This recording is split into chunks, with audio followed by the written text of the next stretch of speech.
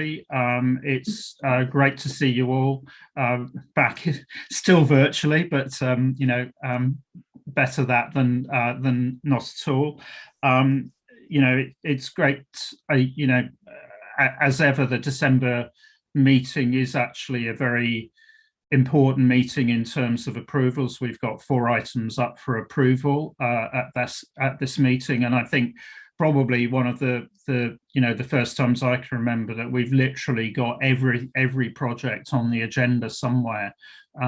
So it's obviously going to be quite a marathon, and I think we'll definitely try and pace ourselves as we move through the agenda.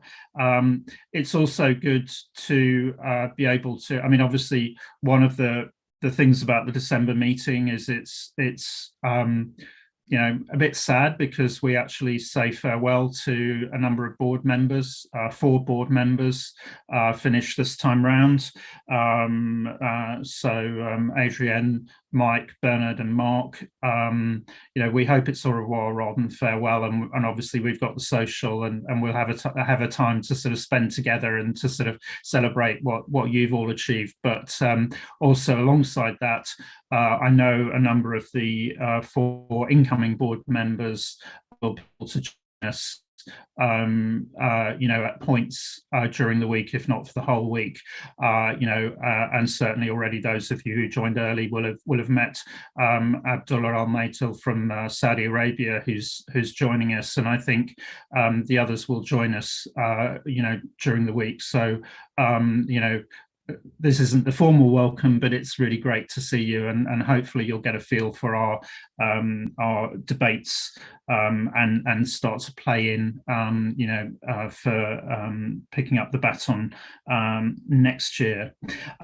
So before sort of moving forward with the agenda, Ross, anything from your side in terms of sort of administrative arrangements or anything else? No, nothing from me at the moment, Ian. Okay, good. Well, thanks very much. So in terms of the attendance list, as Leah has said, unfortunately, Evie Adrian is an apology for this meeting. I think there are 1 or 2 members who unfortunately have to either drop off a session early, or I think, Mark, you're not around for Tuesday next week. I think that's right. Am I right in saying that? But I think everybody else is here through the meeting. I think we've got the other items that we have in terms of administrative items taken as read. I think, again, just a thank you to everybody for continuing with the outreach that you're doing.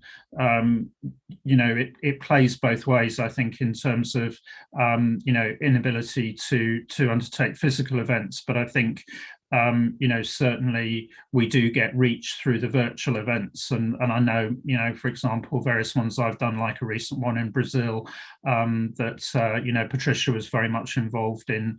It does enable you to do those sorts of events, which if you have to travel, kind of become harder. So, but thank you everyone for, both members and TAs for carrying on with that program. So that moves us then into the minutes. Firstly, the minutes of the September board meeting, and just check whether there are any comments at all as far as that's concerned.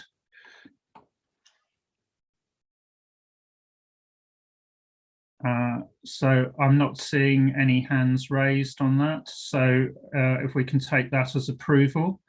And then if we move into the minutes of the October virtual check-in, any final comments on those?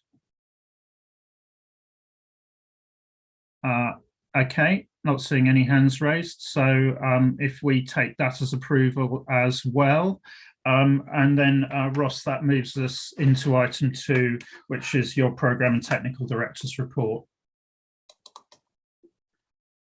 Thanks, Ian. I'm just going to share my screen for a couple of quick slides.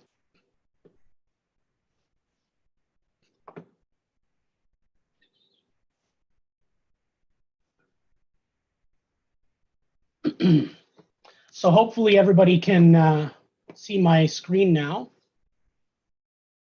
I'm not hearing any protests, so I'm assuming that's so. So I'm not going to go through the whole report, and today's update will be relatively quick, but we will need to revisit at the end of the meeting based on progress. It is a pretty packed meeting for a virtual meeting. We're looking for 4 approvals, 2 final pronouncements that we'll be looking at today, improvements and leases, and 2 exposure drafts, retirement benefit plans, and the next stage of the conceptual framework limited scope update. Both items we'll look at tomorrow. Again, December 15th, I think we will need to look at the timelines for the projects, and particularly with focus on revenue and transfer expenses. There's quite a number of important discussions we need to look at this meeting, and dependent on progress on that project, we'll probably have to look at the timelines in 2022 to finalize the guidance for revenue and transfer expenses. I did want to highlight, and this will come up when we discuss the revenue session, that it is particularly important meeting for revenue. There are a couple items that we do need to make decisions on one way or another, so that staff can really start to make some progress on the drafting of the updated combined revenue standard, as well as on transfer expenses, so that we can start to work in the new model as we move away from the ED72 model and start to take forward the decisions. There's a couple of sticking points at the moment where staff needs a board decision, so we can really start to action the drafting and start to form those standards a little more fully. So those are just a couple items related to program management I wanted to highlight up front before we get into the meeting. And then I did want to, Ian's already alluded to this slide, I've kind of stole his thunder, but Ian snapped this photo when he observed the ethics meeting in New York last week. And I did want to forecast that in the report, there's some discussion on the 2022 meetings. And again, this is what the social distance ethics meeting looked like in the IFAC space last week. And those of you who remember March 2020, the last time we were there, this is a little bit of a different setup of the room. You'll notice there's more screens. You'll notice the members are social distanced and wearing masks, and that the room's a little more spread out than it normally is. And I think at the moment, this is in line with the requirements in New York to hold an in-person meeting. And again, the IFAC has been very sensitive to make sure that it follows the requirements of the CDC and New York locally for any meetings that they're on site. And again, as Ian noted, the IFAC staff were very attentive to make sure that the meetings were as safe as possible.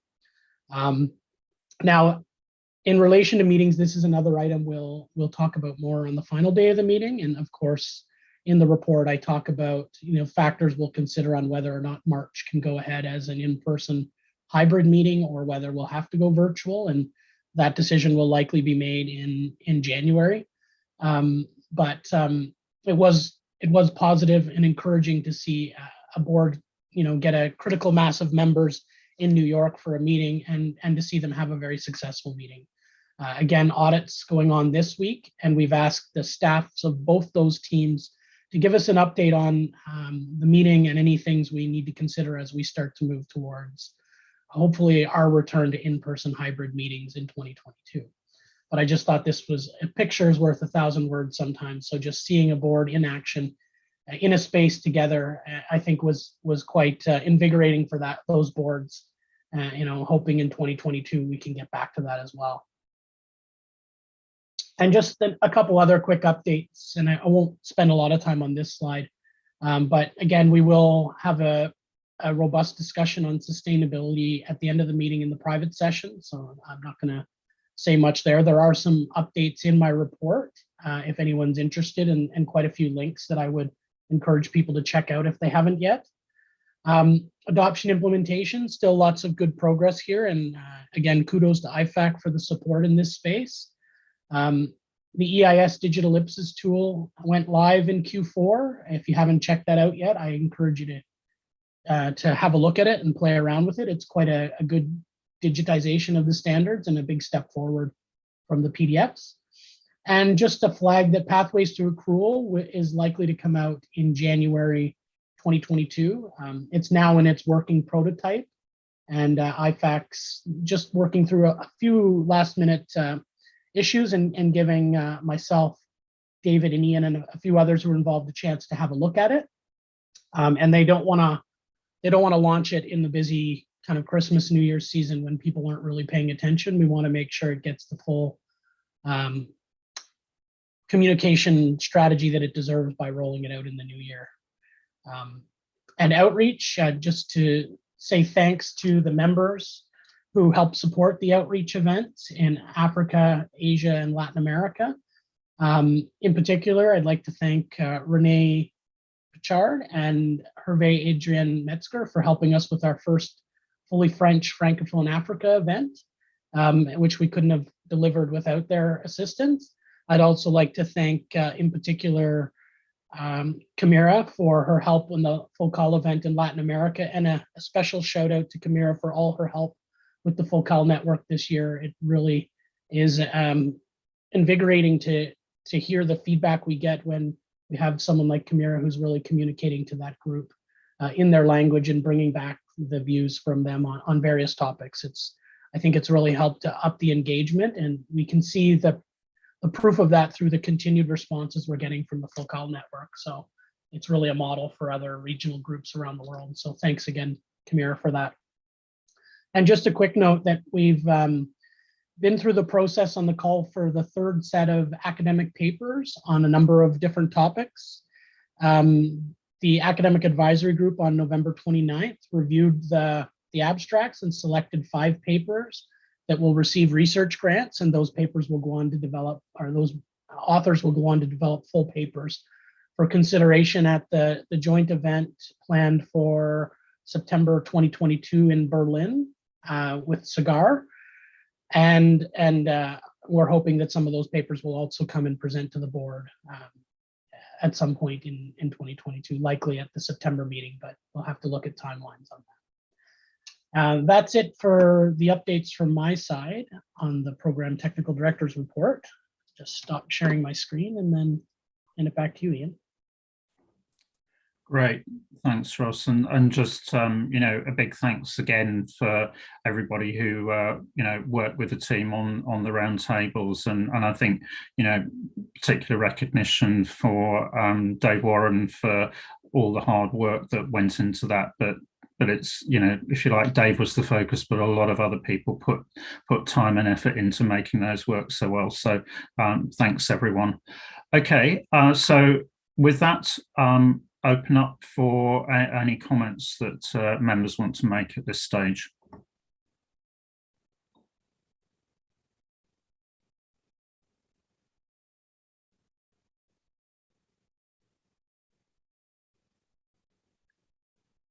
No. Okay. I think everyone's keen to get on with the business of the meeting. So with that, thanks, Ross. Obviously, we will come back at the end of the meeting and look at the position in terms of the work program, very particularly in respect of revenue and transfer expenses. So that will be a discussion that comes at the end of the meeting when we've got through the program. So I think with that, we move into our first substantive item. It's a busy day for João today, in that he's on for both improvements and then for leases. So João, welcome. And over to you to introduce the item. And I know Ross and Dave will also input at points during the item. Yes, thank you, Ian, and good morning, good afternoon, and good evening to everyone. So I'm going to jump to share my screen and start the session. So as Ian said, we are in the improvements session, so agenda item number 3. So this is the first time that we will be doing the review of the responses and seek from the board the approval of the improvements final pronouncement. So kind of a high-level review of responses to the ED80. So staff brings the usual disaggregation of the comment letters. So staff reviewed 11 comment letters. So we had 11 responses to the ED80. And this is the disaggregation by region. As we can see, we could receive still at least one comment letter for each region of the globe, except from North America. And from language, it is also interesting to see, and following Ross' comments from non-native English countries, that we are receiving ever more comments from non-English speaking countries, and a combination of English and other languages. So IPSAS is definitely getting into other countries that don't have English as a main language. And from function, we also have a diversified comment letters from standard setter bodies, accounting firms, and regional and member bodies. So we have this diversified, which is quite interesting for such small comment letters in terms of numbers. In terms of the content of those comment letters, there was an overall support for ED80 proposals, making this disaggregation of the 8 because ED8 has several parts. So the first part on general improvements to IPSAS, there was no disagreement with the proposals put forward in ED80. And on the second part, there is also a general support for the IFRS alignment improvements to IPSAS. But of course, there are several miscellaneous issues raised, and the staff will present to the board in a few minutes what are those issues for board's consideration. Apart from this overall comment, we also received in the comment letters and throughout the consultation process 2 comments, one related to the due process concerns and another one about the practical issue of the publication timing and effective dates. And with this, I'll pass over to Ross to elaborate further on these 2 topics, on due process and practical issue. Thank you very much, Joao. In relation to we call them due process concerns, but the comments related to the due process, this is really related to, there were no actual technical issues identified in those comments. It was just more, was it appropriate to put the IBOR amendments within the improvements ED, or should have they been separately proposed as a narrow scope amendment? And I think there's 2 aspects to this. In a perfect world, I think if we were to go back, we probably would split them out in a separate ED. But we were kind of up against it because of the timing of the ISB approving those final amendments and the actual progression globally to move away from the LIBOR rates. And what the essence of the amendments are, that, and Dave will walk us through this in a couple slides and kind of, explain in plain English what the amendments mean, but they really introduce practical expedience into the the various parts of the FI guidance that allow entities that are hedging based on a LIBOR rate, when that rate changes, to deal with those prospectively and in a straightforward manner. So we really thought it was in the public interest to make sure we got these amendments in. So I guess in hindsight, if we were to go back, we might separate them because of the volume of amendments, but we kind of are where we are on this, and nobody's pointed any technical issues, and staff spent quite a bit of time reviewing these amendments since the comments came in to make sure there's no technical points we're missing. And that brings to the second point I wanted to touch on here, related to the approach to our articulation of reliance on the ISB for due process. So We did get a comment from a member that we should be bringing in more of the ISB's thinking from their BCs into our BCs, even for issues that the board's not considering in detail. But I guess if you go back and look at our process for many years, what we tend to put in our BCs is the items our board is discussing related to public sector issues and changes it's making to the underlying ISB standard. And then we have one or two kind of standard BCs that we bring in that refer to the ISB's thinking in BCs and steer people there if they want to know more about the underlying ISB's thinking. And this has been a long-held approach of the board, and it really goes to a resource allocation issue in that, you know, items that have been through the ISB's due process fully and where the board hasn't identified a public sector issue to do something different, we rely on the ISB's due process, and we're pretty transparent in that. So I just did want to walk through that a little bit with members and kind of give a little bit of background on the due process issues and be clear that from our perspective, we think, one, that these amendments do need to go ahead.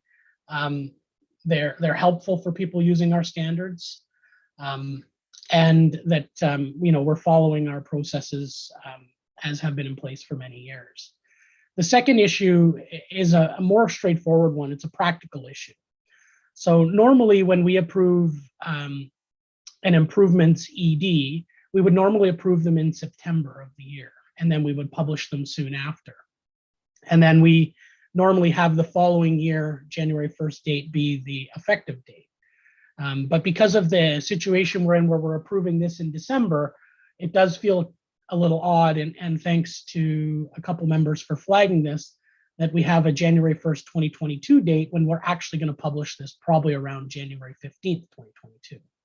So we'll walk you through this in more detail later, but we are proposing to push some of the effective dates back to January 1st, 2023 with early application permitted, except for one particular amendment that relates to IPSAS 29.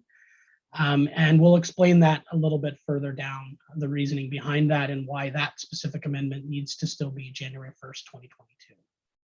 Next slide, please, João.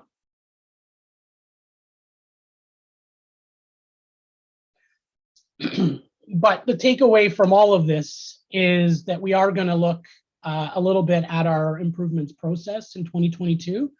And we're going to think about criteria that we use when we're looking through the ISB's improvements projects and its narrow scope amendment projects to try and more categorically decide things that are appropriate to be in the improvements ED, or when we do need a narrow scope amendment that's separate to make sure that it gets the focus that it deserves from constituents.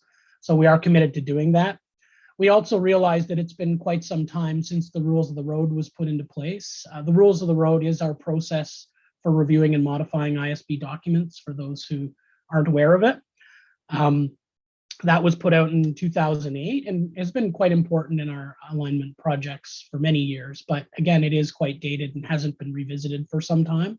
So again, in 2022, we're going to have a review of that, update it as necessary. And, I guess the main message here for the board is stay tuned. We'll probably be having a discussion or two with you in 2022 about our thinking around the update of that and proposed changes. And because it is a formal IPSASB document, we will make sure that we bring that to the board for consideration and approval for any updates. And with that, I'll throw it back over to you, João, for the final point on part 1 of ED 80 and let you continue on with the presentation. Thanks. Yeah, thanks, Ross. And the third recommendation on this topic is for the IPSASB to proceed with the general improvements to IPSAS. So we are talking about the part 1 of ED 80 as proposed in ED 80 because all respondents supported them with no issues being raised. And with this, I'll ask Ian and stop sharing my screen for board's comments. Okay, so thanks for that introduction, João, and also thanks for the coverage of the due process issues that have been raised, Ross, and the proposed way forward on that. can I just open up for comments from members at that stage on whether they're content to proceed in the way proposed by staff?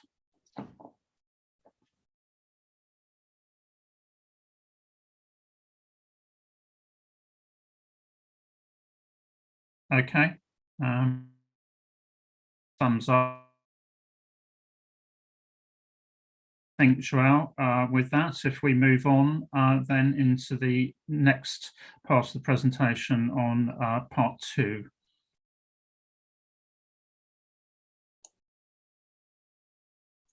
Yes, thank you, Ian, and saying thanks to the board for the confirmation. So moving to part 2,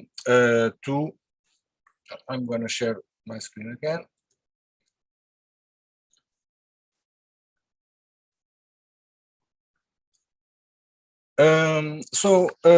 Staff thought it would be useful to complement the introduction that Ross did on the IBOR amendments initially, just to transmit 2 ideas from the due process perspective on the ISB's development of this project. So first of all, as you can see in the slide, there is a timeline, basically stemming from the Financial Stability Board recommendation to replace some interest rate benchmarks with an alternative nearly risk-free rates. So basically proposing to end, for example, the LIBOR by the end of 2021. So the issue is very much pressing to our timing. And when assessing this project, the ISB basically split the project into phases. The first phase is related to the pre-replacement issues. So what happens even before the interest rate benchmark is replaced, and what are the steps necessary to be done from a financial reporting perspective, and that is phase 1. And then after that phase, the ISP started the second phase related to the replacement issues. In the end is what happens when you replace the interest rate benchmark by an alternative nearly risk-free rate, and that is the phase 2. And this ended at the end of last year, and the IPSASB staff and the board could only start their work once these 2 phases could be finished, because there are some intertwined issues between those phases, and in order for the staff and the board to add the public sector layer of assessment of these amendments. So having had this process, what did the IPSASB during this time? So in June of last year, IPSASB decided to delay the improvements project until 2021 because of the pandemic, and also proposed the delay of the effective date of IPSAS 41 financial instruments from 2022 to January 1st, 2023. So as we all know, the board published ED 73 with the deferral of effective dates, and it was published at the end of last year. Following these decisions, in the beginning of this year, the board started and the staff to assess all the improvements that could be proposed to our constituents, and in July we published ED 80 improvements to IPSAS, which I'm bringing now for a board's final approval. And having said this about the ISB's due process, Dave will now come in and explain a little bit further what is the content of those IBOR amendments. So please, Dave, can you please come in? Thank you. Thanks, João. And the reason I wanted to come in, and this kind of came up at a staff level, it really goes back to the first point that Ross made, and a question we were kind of juggling around between staff, that in my view, at least, why does kind of a simple change related to a practical expedient result in such voluminous changes to our standards? So I'll kind of make this go through this in two steps. And the first is, what really is this change? And this really is just a practical expedient related to the principal and financial instruments that you need to account for any modifications to your contracts. Now, in general, what this means under the existing principle, if you make a modification to one of your contracts, if it's a significant change, you stop accounting for the old instrument and then need to start accounting for it again as a new instrument. So as an example, if I was to borrow $100 from Joao, and we decided that the interest I would pay would be based on an IBOR or a benchmark rate. If there were any changes to that rate, Joao and I would have to assess whether that results in a significant change, and we might need to stop accounting for the old instrument and start accounting for the new instrument. Now, what this practical expedient does really is it says when you have a change in a benchmark rate from an IBOR to another benchmark rate, you don't need to perform this step in assessing whether it's been a significant modification or not. It doesn't mean you don't account for the change. You just don't need to do this step on the day where the rate changes. You just account for it prospectively. So really a simple practical expedient to help jurisdictions that are dealing with these changes in benchmark rates. Now, in the example I gave, I'd say that's a relatively easy evaluation. I have one instrument, but I was reading this morning that IBORs are referenced in trillions of dollars of debt instruments. So if you think of your several public sector entities, they'll have pension plans or just lots of debt instruments in general, and they'll just have significant portfolios of instruments that are referenced to IBORs. So as a result, this practical expedient really simplifies the accounting for a large portfolio of instruments. Again, it doesn't mean you're not accounting for the change. You're not applying the interest rate prospectively. You just don't need to do, I'll say, a more complex accounting on the date of the change, because in general, it should be a fairly immaterial change moving from an IBOR to a different benchmark rate, because both parties involved wouldn't want to have significant changes to the instrument. And the real thinking behind this change is this change to the contracts globally wasn't a decision between the two counterparties. It was made outside of those two counterparties, and these rates are just disappearing. As Joao mentioned, it's important that we make this change because several IBORs are disappearing on December 31st, 2021. And then the last point that I wanted to make, and this is something that stuck for me, or I was kind of reminded of this, but it was something that was explained to me years ago. And it's really the reason why these changes are so voluminous to a relative, as they relate to a relatively simple change to a general principle. And it's because most of these changes relate to hedging. And hedging requirements really are rules that allow you to, that are applied on top of the normal financial instrument principles. And the only reason I wanted to make that point is it just reminds me that when we have rules in our guidance, and they're necessary for hedging because they are special rules you can apply when you meet special criteria, when you make changes to rules, you really have to go through paragraph by paragraph and make sure those changes are flowed all the way through.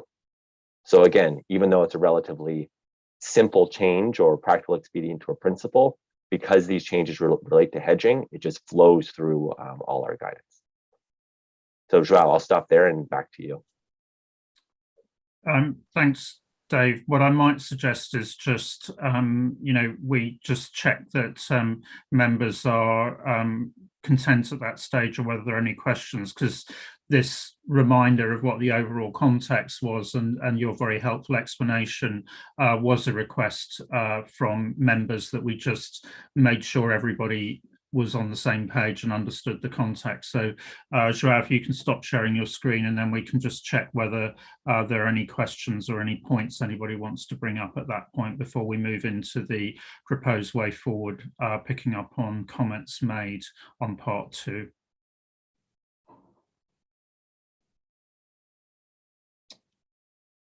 Okay, I think we're good on that. So thanks very much. I think that was a very helpful context setting.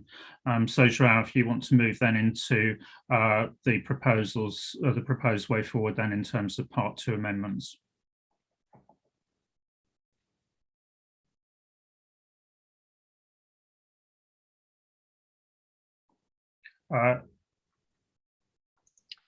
Joao, I'm not hearing you at the moment. Do you hear me now? Yeah, you're a bit distant, but we can hear you. Yes, because I've just received a message from Zoom saying that the mic from my headset is not working. So I'm now using the mic from my laptop. So I hope that it's still clear to everyone. If not, I can increase a little bit my voice to make myself clearer. Okay, I think when you speak closer, actually, that works better. A second, I'll approximate myself to the mic of the laptop. I think there's a few Zoom problems around, and I know just in case, you know, Thomas was encountering this with the CAG meeting yesterday. I've had some problems as well. So if I drop out at any stage, I've asked Ross if he can just, you know, carry on my behalf for a couple of minutes until I get back in. So just to make that comment, Joao. Okay, back to you. Thanks, Ian, and apologies to the board for these mishaps, Zoom mishaps. So I'm going to share then my screen for us to move forward with the part of the session. So we are now in agenda item 3.22, the review of the responses to the IFRS alignment improvements to IPSASB. So as I said earlier, there is once again a general agreement with the improvements that are in the ED80. However, some respondents raised some topics, and we'll go through one by one. So the first recommendation is to proceed with IFRS alignment improvements to IPSASB as proposed in ED80. So in the first line, it's related to those parts of the ED80 where there was no issues raised by respondents. So I ask the board if it agrees with the staff recommendation to proceed with amendments in the parts that it is in the first line. So 1A, 1C, 2A, 2C, 3A, and 3B. With this, I'll pass over to you, Ian. Okay, thanks, Joao. So just want to check at that stage whether anybody has any points they want to bring up on that. Okay, not seeing any hands raised on that, so I think we're fine to proceed on to the next point. Joao? Thanks, Ian, and thanks to the board for the confirmation. I'm going to share again.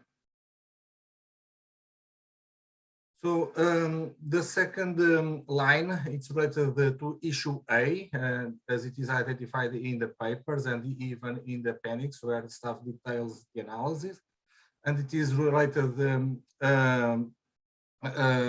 the insertion by one respondent of an effective date into these amendments.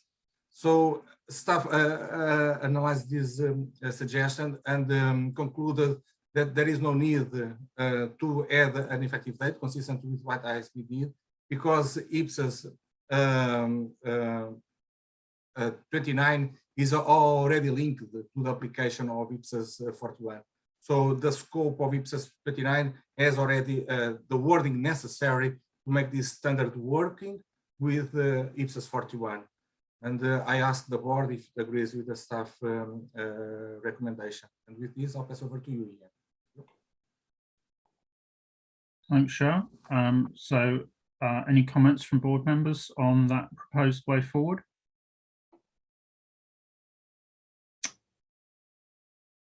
Not seeing any hands raised on that, Joao. So if you move us on to the next item.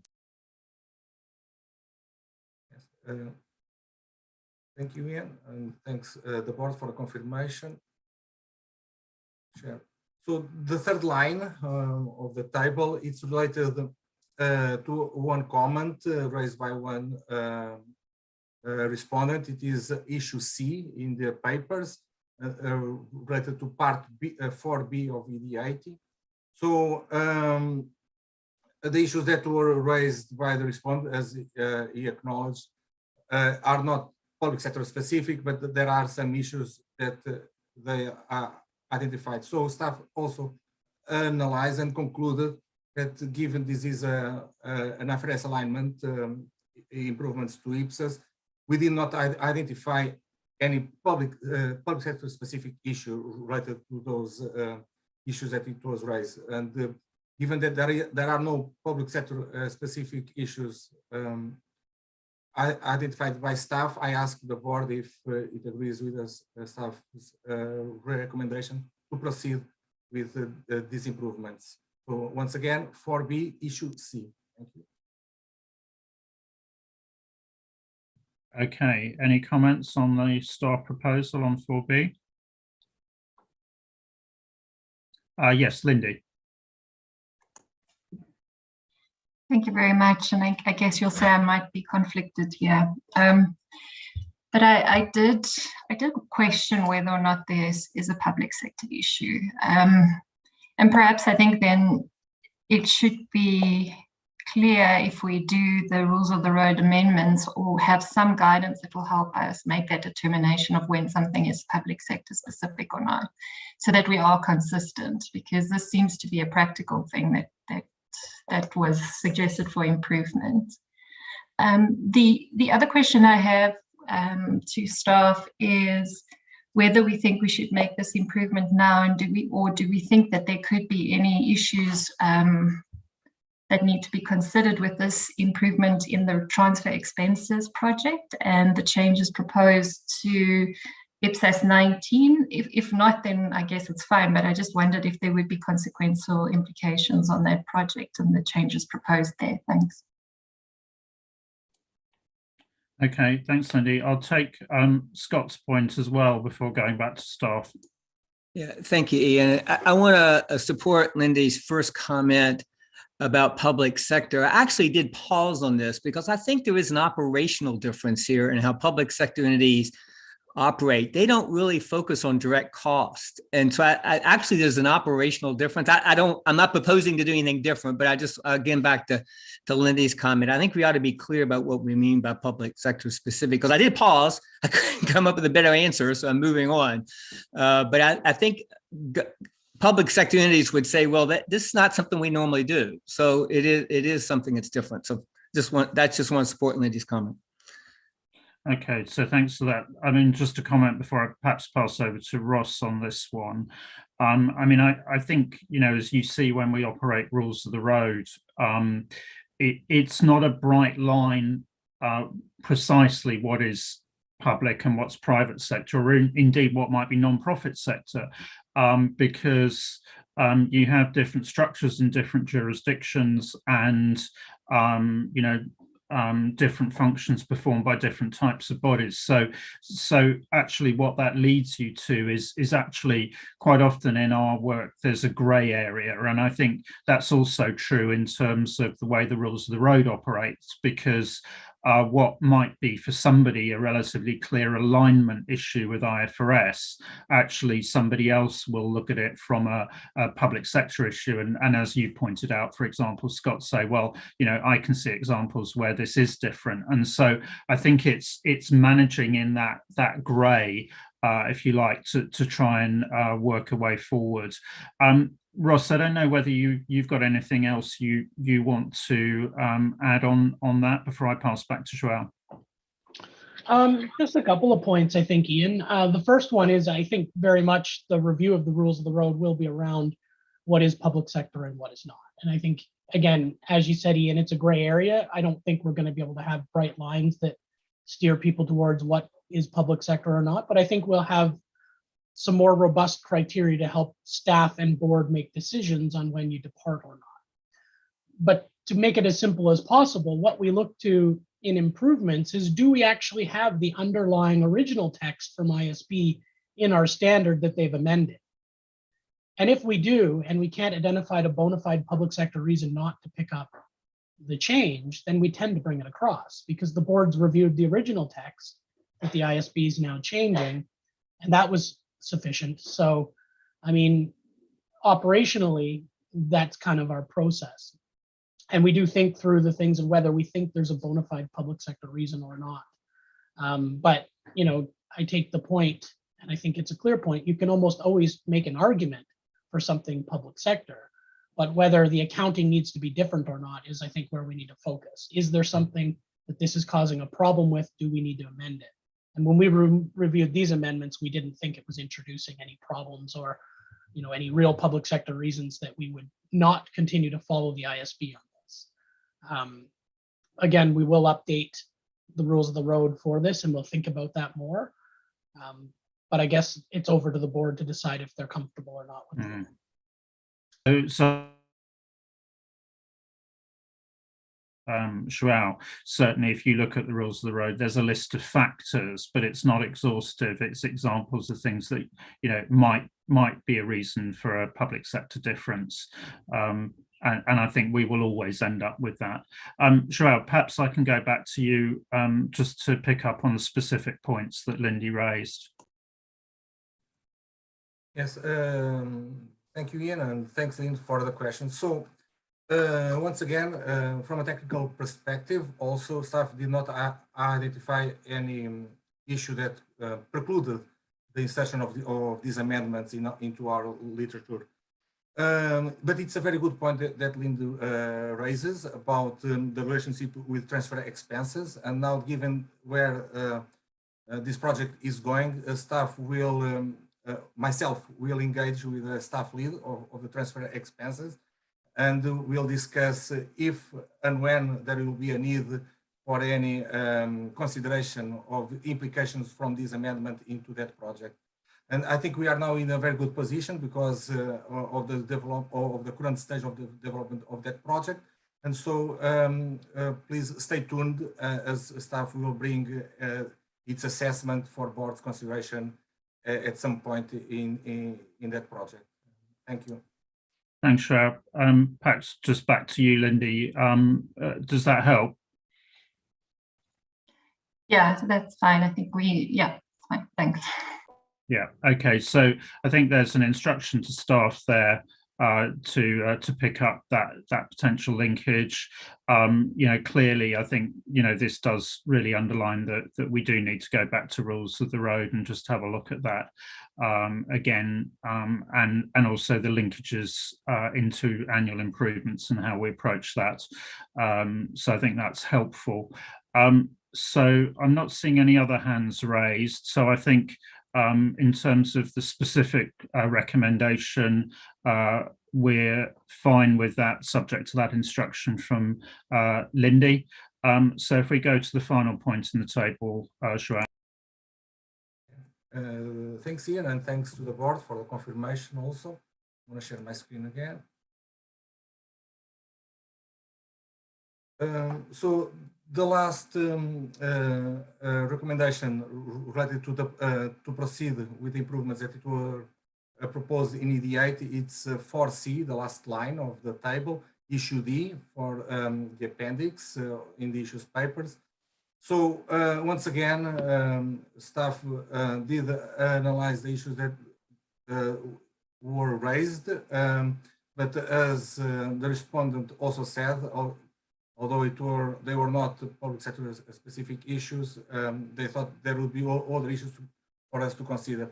We did take that considerations, and those are analyzed in the issues paper, but in the end, staff came to the same conclusion that those were not public sector specific reasons that warrant departure from IS 16.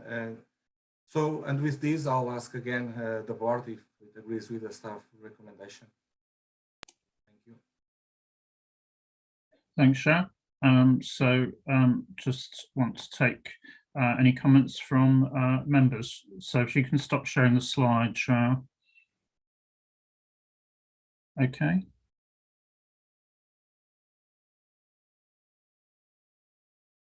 So again, not seeing any hands raised on that. So I think we're fine with that recommendation. So take us to the final recommendation on the slide, João. Thanks, Ian, and thanks again to the board. So the last recommendation comes in response from a comment letter from one of the respondents to the ED80, which basically what happened is that these amendments are under revision by the ISB.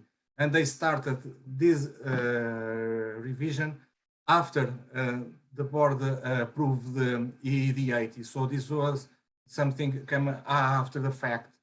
And staff went back and to study that project. It came from the IFRS, the IFRIC committee. And it is expected from what I've read in their project page, and it is also in this paper, that there will be amendments to these amendments. So that's why, consistent with the suggestion from the constituent, we are proposing to the board not to proceed with these proposals. So in part 2 4A, issue B in the appendix, because they are under revision by the ISB, and they are most likely to be changed in the near term. And of course, the staff recommends waiting until these are finalized and then reconsider in a future improvements project. And with this, I'll pass over to you, Ian. So thank you, João. I think that illustrates the dynamic environment in which we're working. Just check whether members are content not to take those forward. Mike.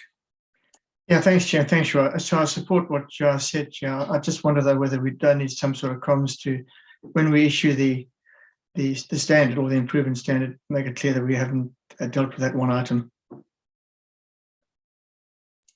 Thanks, Mike. I think that's very reasonable. So we will take that forward. So instruction to staff on that. Any other points anybody wants to raise? Okay, so João, take us back into the item now, and thanks for navigating us through that quite tricky landscape.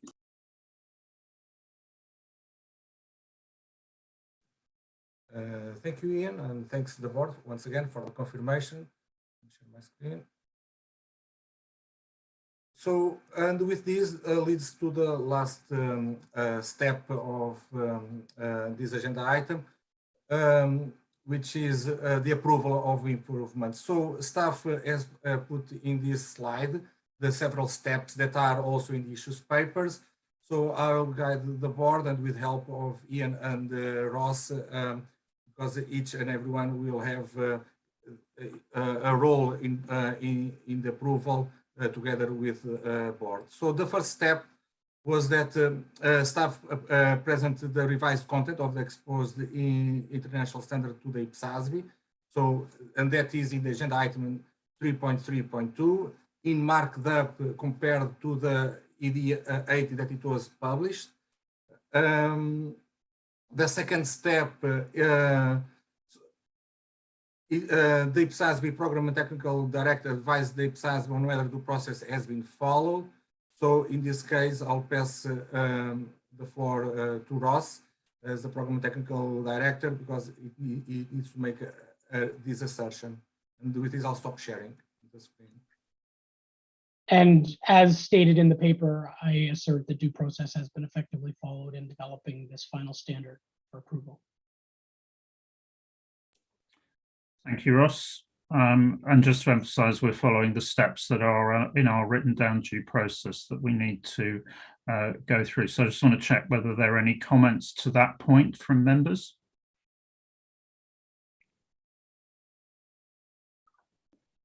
Okay, so João, take us back to the next step.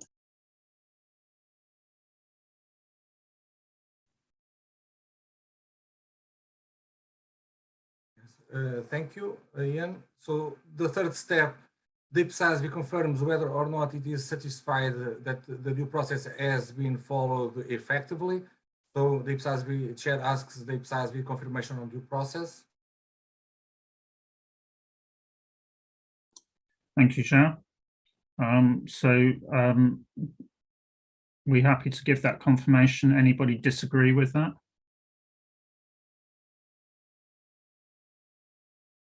Okay, so not seeing any hands raised, we move on to the next step. So we've given that confirmation.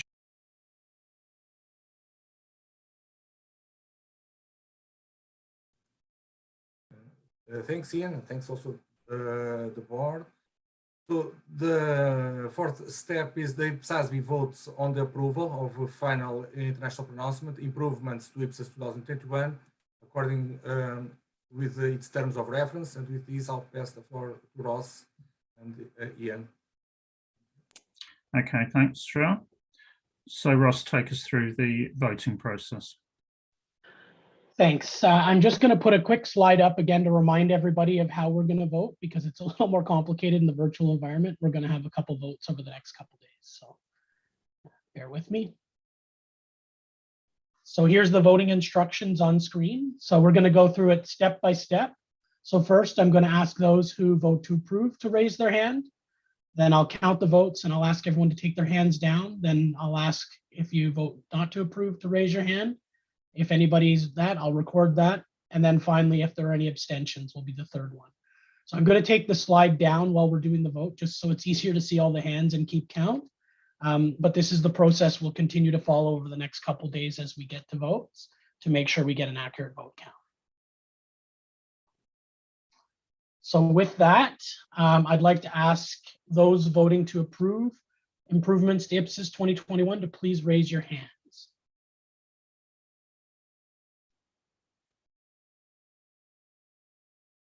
And I've got 15 hands raised in one clap, 16 raised hands in one clap, and I think that means 17. Mike, just to confirm that you vote for?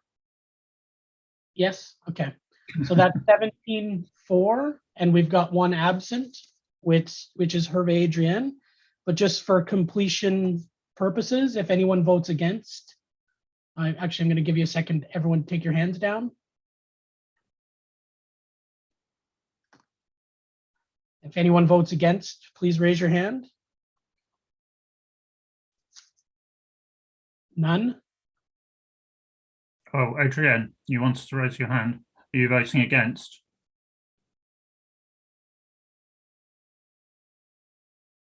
I think. Sorry, I'm just having problem with delays. So I've voted for. I'm Okay. lowering my hand. Good, thanks for the confirmation.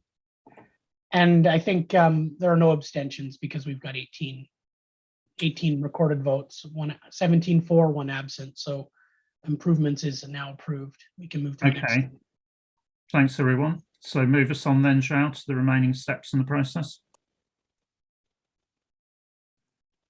Thanks, Ian, and thanks the board for voting for approval. So the next step.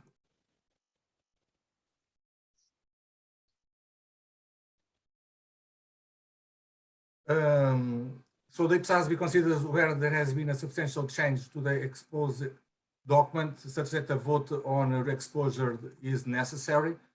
So staff can make the confirmation that there has been no substantial change that would require a vote on re-exposure by the IPSASB, but I ask the board this confirmation. Thank you. Okay, any proposals on re-exposure then from the board?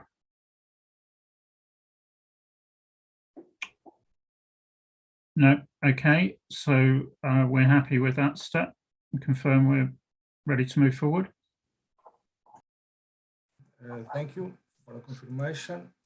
And the last step. So the IPSASB sets the effective date of the application of improvements to IPSAS 2021. So as Ross said in the beginning of this session, staff is now proposing a different effective date. So some board members asked for staff to see the possibility to extend from 2021 to 2023. So, and this implied that staff had to go back and see the ISB's amendments, because some of those effective dates that we were proposing were consistent with the ISB's effective dates. So, and we wanted to make sure that, well, if it would be okay from a technical perspective, that we could give one more year than what ISB was giving to their own constituents in terms of the year where they would be effective. So I want to confirm to the board that staff did that assessment and did not see any technical issue or reason that prevents to have an effective date of January 1st, 2023 for the whole amendments in the ED. Except, as Ross also said, for the IPSAS 29 amendments, and these entails amendments that are in part 1.4 and part 2.1b and part 2.2b. And why is that? Because, as Dave also said, these amendments need to be effective on January 1st, 2022, because many IBOR will end at the end of this year. So as there isn't also any, how to say, technical problem of having these different effective dates throughout the different parts of the ED, staff is now recommending the board to have an effective date of 2023, except for part 1.4, part 2.1b, and part 2.2b, which will have January 1st, 2022 effective date. With this, I'll pass over to you. Thank you. So thank you, João, for that, and thank you for the members who've commented, raising that practical point. Just open up for comments at that point in time. Yeah, Mike. Thanks, Chair. So I support what João is saying, but I was just worrying about timing. Does that mean we've got to get this standard issued before the end of the month, so people know about it, or we can let them know it's effective pretty quickly? Oh, Ross, over to you. Yeah, thanks, Mike. I think we do need to signal that the board's approved this and that it's coming. We've got a step and due process that when we approve a final pronouncement, we have to let the PIC know.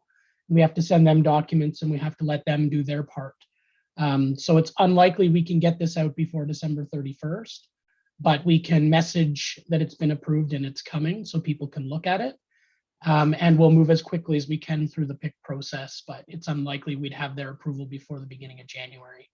But you're very right. I think we need to use our comms here to make sure people know it's coming, and that for IPSAS 29 in particular, they're able to start thinking about that practical expedient, how it might apply to them if they're still applying IPSAS 29. And I think this is the important point that we didn't touch on in full in the discussion of effective dates, is that at the moment we do have two financial instrument standards that could be applied by preparers. There's legacy IPSAS 29 that continues in full until the end of 2022. And then there's IPSAS 41 that you can early adopt and comes into full approval or full application on January 1st, 2023. So this is one of the reasons for the voluminousness of the amendments, as well as we had to amend two standards. Depending on who's applying what standard, they'd have the practical expedient.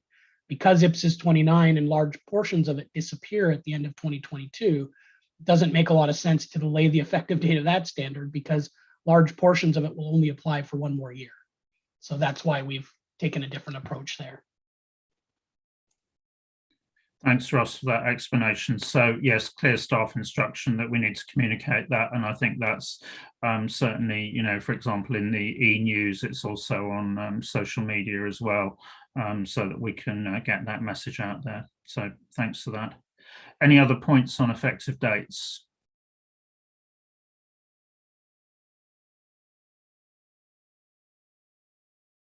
Okay, not seeing any hands raised, so I think we're content to approve those revised effective dates as presented by staff.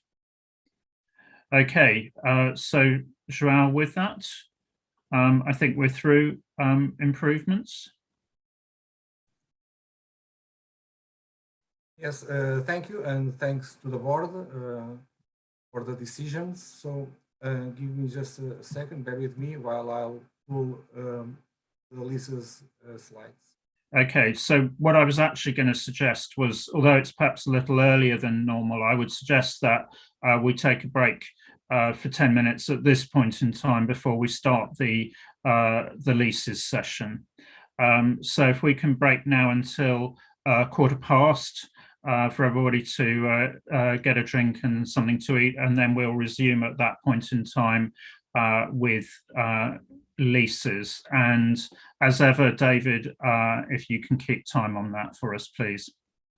Okay, so thanks everyone. Thanks very much to staff for the way in which they handled that item.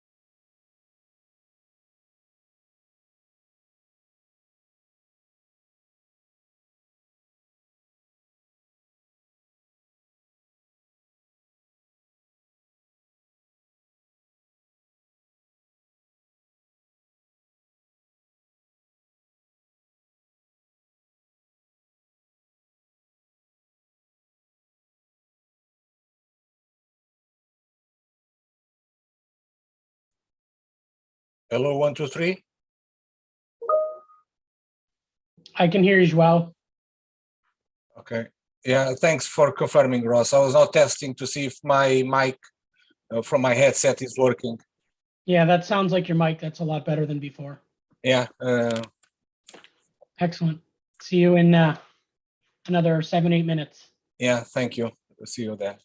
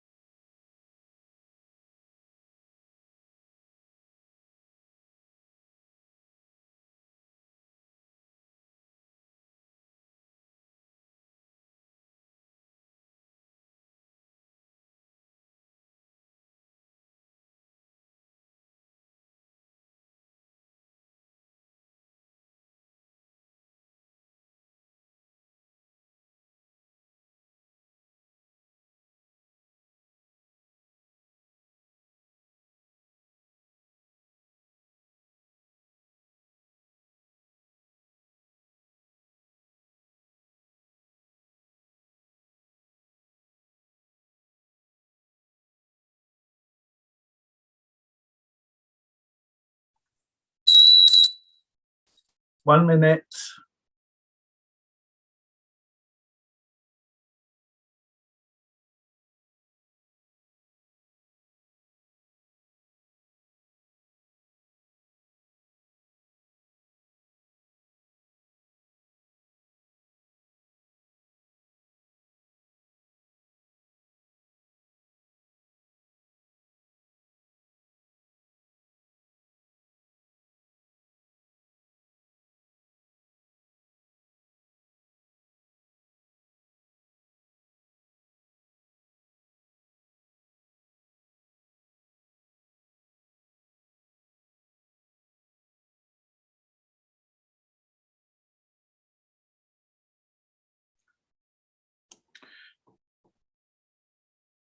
Okay, welcome back, everyone. We now start the session on lease, where a new IPSAS today. So, João, if I can hand over to you to take us into the item. Yes, Ian, thank you. Just to reference to the board, so we are now in agenda item number 4, leases. And with this, I'll start sharing my screen.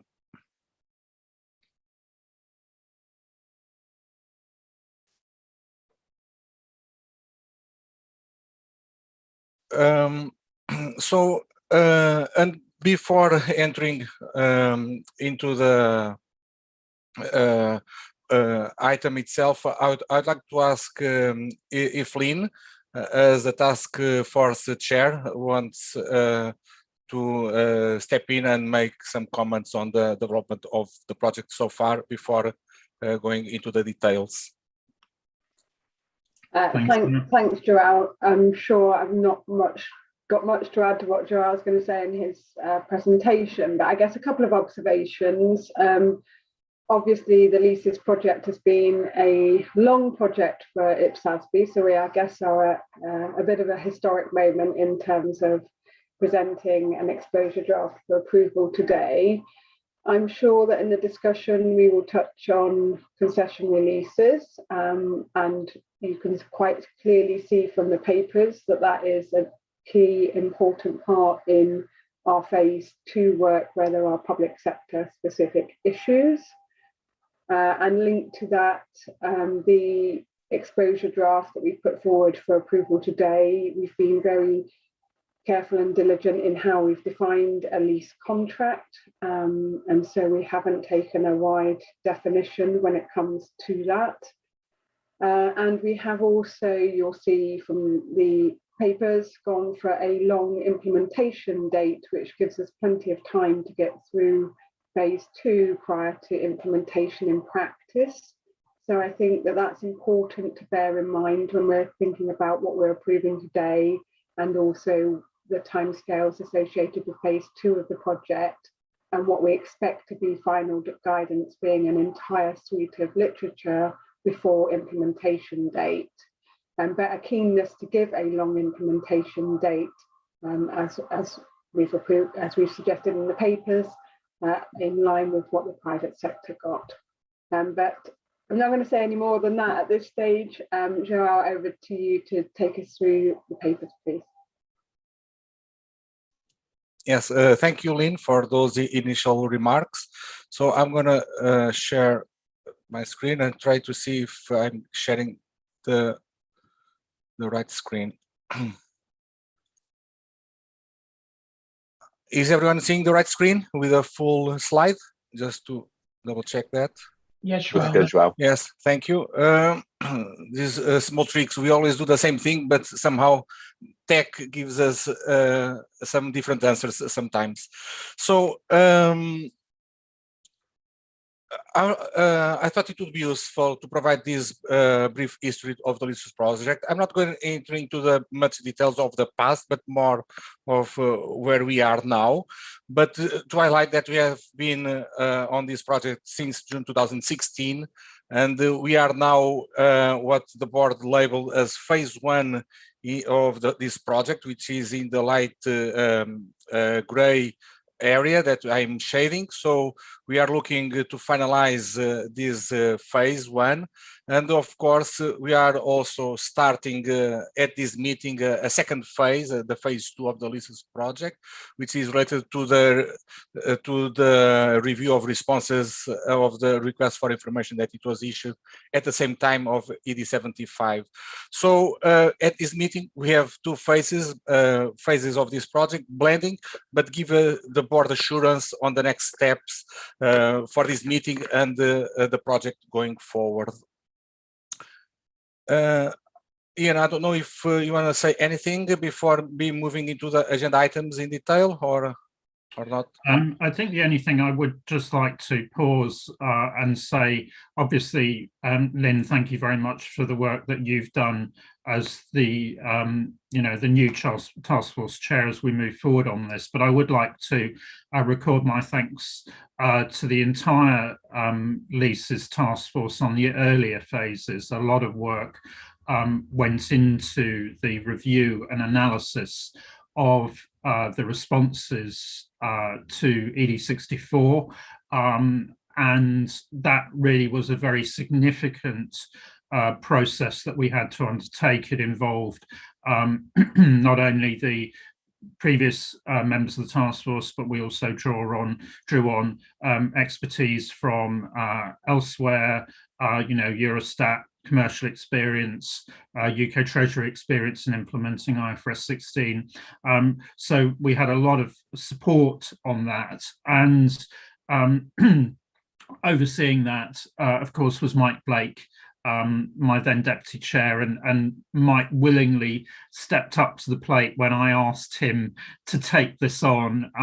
Mike, it was a huge amount of work that you put in. I know you put many hours into this, a lot of discussions with Joao on how to handle details and so on. And I do really just want to pay tribute to your effort, and which I think has really played a strong part in getting us to the point that we are at today. So thank you, Mike, both personally and on behalf of the board.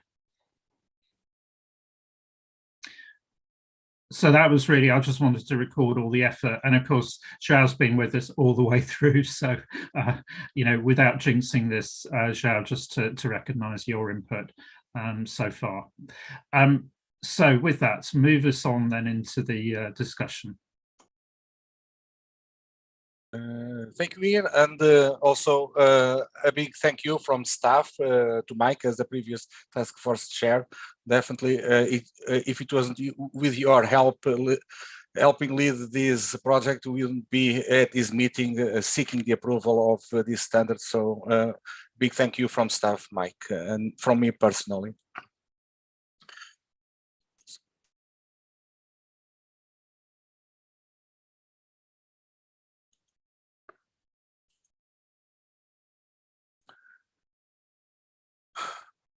Okay, so the first agenda item is about the preliminary review of responses and the project direction. We received 26 responses.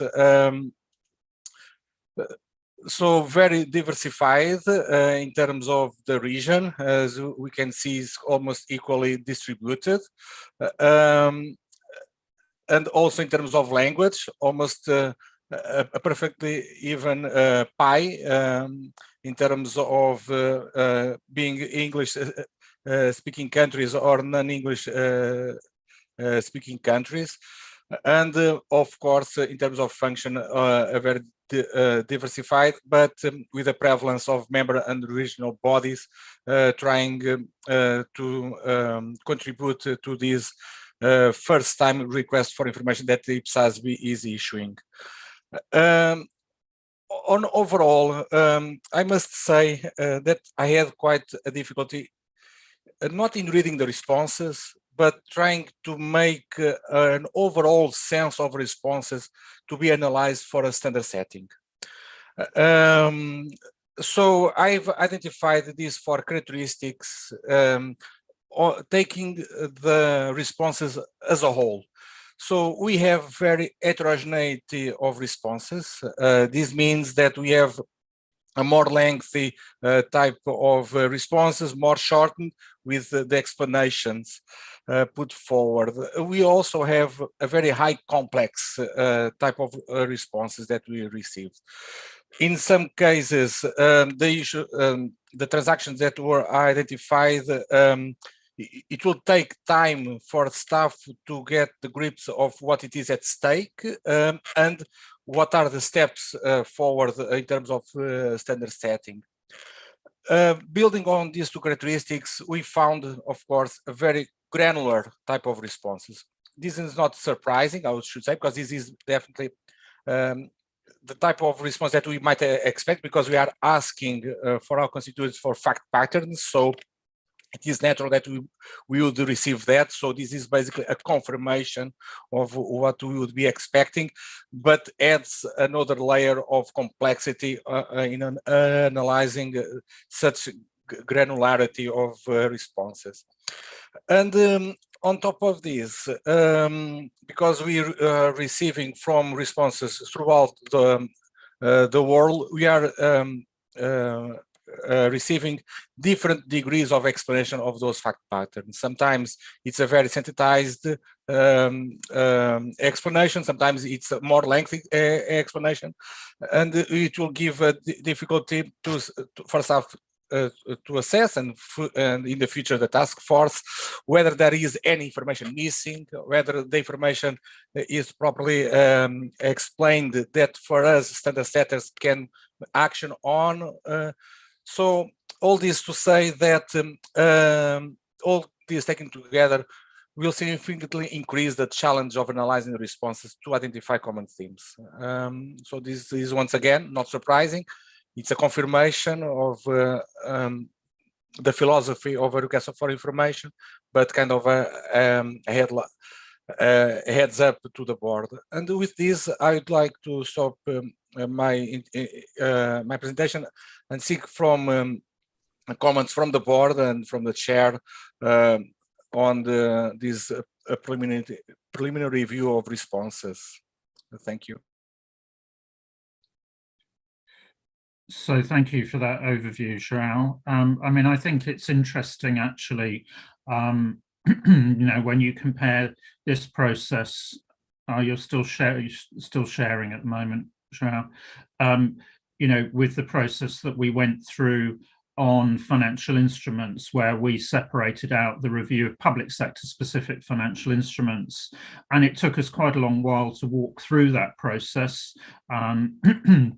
And I think that's where the use of the task force that Mark chaired was very, very helpful, because in the end, having worked our way through all of that complexity, actually we ended up with some relatively simple changes to implementation guidance and implementation examples for financial instruments. And I think it shows, though, the importance both of that analysis process, but also having a strong framework to build on, and then use that as the frame of reference. So having made those introductory comments, any other comments at that stage from board members? Yeah, Camira. Thanks, Chair, and thanks, João. More than a comment is a question. Given your preliminary analysis of the responses, I see that you have identified several challenges. What will be the impact in the timeline? So originally we have thought of June 2021. So given these new challenges in the responses, how much more time do you think we might need to have the second phase of the project ready? Thanks. What I might do is just take a couple more comments and then João, back to you. Okay, so maybe I go to Todd, Mike, and then Adrienne. Thanks, Ian. It was really helpful to get a sense of the main characteristics coming through in these 26 responses. And when I thought about that, I wondered whether it might be helpful before sort of getting into the analysis to reach out to some of those respondents where perhaps you need a bit more information from them, if they've had, for instance, quite brief explanations of things, to actually reach out and find out a bit more information, because it might actually help to get a bit more information from some people before carrying out the analysis. So I'll just leave that as something perhaps to think through before you start that analysis. Thanks, Todd. I think that's a very helpful comment. Perhaps we leave that as an instruction to staff, because I think the more we can get out of the fact patterns and the practical experience, the better at this stage. Mike. Yeah, thanks, Chair, and thanks for your earlier remarks. Look, I agree with what Todd said. I think the other thing for me was two things. I wasn't surprised by the characteristics that Joao has described based on the responses we got to ED64, which was similarly complex and diverse at that time. So I'm not surprised. But I think one thing we might want to think about, not for today, but for a future discussion, is this was the first time we've tried the RFI. Did it work? Did we learn anything from it? Is there something we could have done differently? I think it's something worth just reflecting on before we do another one. Yeah, thanks, Mike. I think that's very good, because certainly if we do decide to add projects to our work programme, there's certainly, not in every case, but there may well be a couple of areas where we want to use the RFI tool going forward. So I think, probably actually that's something that initially perhaps, Lynn, if you don't mind, if we might ask you with the reformulated task force to have a think about what the learning points are from that, and perhaps when we're getting to the stage where we've completed that initial analysis, actually, just to sort of give us as the board some feedback on that before we start using the tool going forwards. So thanks on that, Mike. So Adrienne, over to you. Thank you, Chair. I'm raising this now because my internet is very unstable, and it is relevant. Although I think it's probably a bit soon to get into it. I'm just afraid I'll drop out of the meeting. I don't understand why the internet isn't working very well. So what I thought the RFI process was really helpful, and I agree. You could always get more information and clarify things, but I thought it was exactly the right thing for us to do. But what I felt it showed us was that there are so many different and weird arrangements out there that the question becomes, what is this paper dealing with? And I've been in correspondence with Ian and Ross saying that I think we still can't, when we read this paper, we don't know that all these weird arrangements are excluded. And so this paper as a standalone paper is not, is going to be confusing, because everyone came back and said, my lease-like arrangement is not covered. It is, as described in the RFI, is different than the one that you're treating here. And so I have this kind of fundamental issue about this current paper, that because of the interesting diversity of lease-like arrangements, not addressing the fact that this paper doesn't deal with those is undermining the usefulness of this paper. I don't know if I'm being clear. And I know you may want to come back to this, so I apologize for raising it. Right I mean, I think you're entirely right, Adrienne, and it's one of the sort of challenges that we have. I think the reason for bringing the paper was to give a high-level overview, to try and give the board assurance that there was nothing that appeared to be a fatal flaw at this stage that would prevent us from going ahead and approving the standard. Equally, as you say, we need time to go into and analyse all the various different pieces of information that have been given. And at this stage, it's very unclear. And none of us should go into this process, indeed, with any preconceived notions as to what the outputs will be, because as public sector specific financial instruments showed us, we might end up just by adding some implementation guidance, implementation examples. Equally, we might need to make some amendments to the authoritative material in the standard, but we would want to be very clear that we've got a public sector issue here, that we needed to make the change to what would be an aligned standard.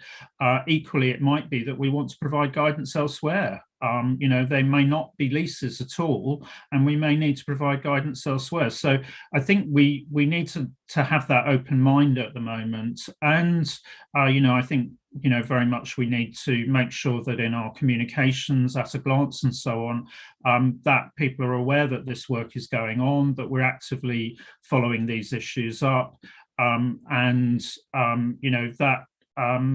just that we know there are some things that we need to consider. That's why we're doing phase 2 of the project.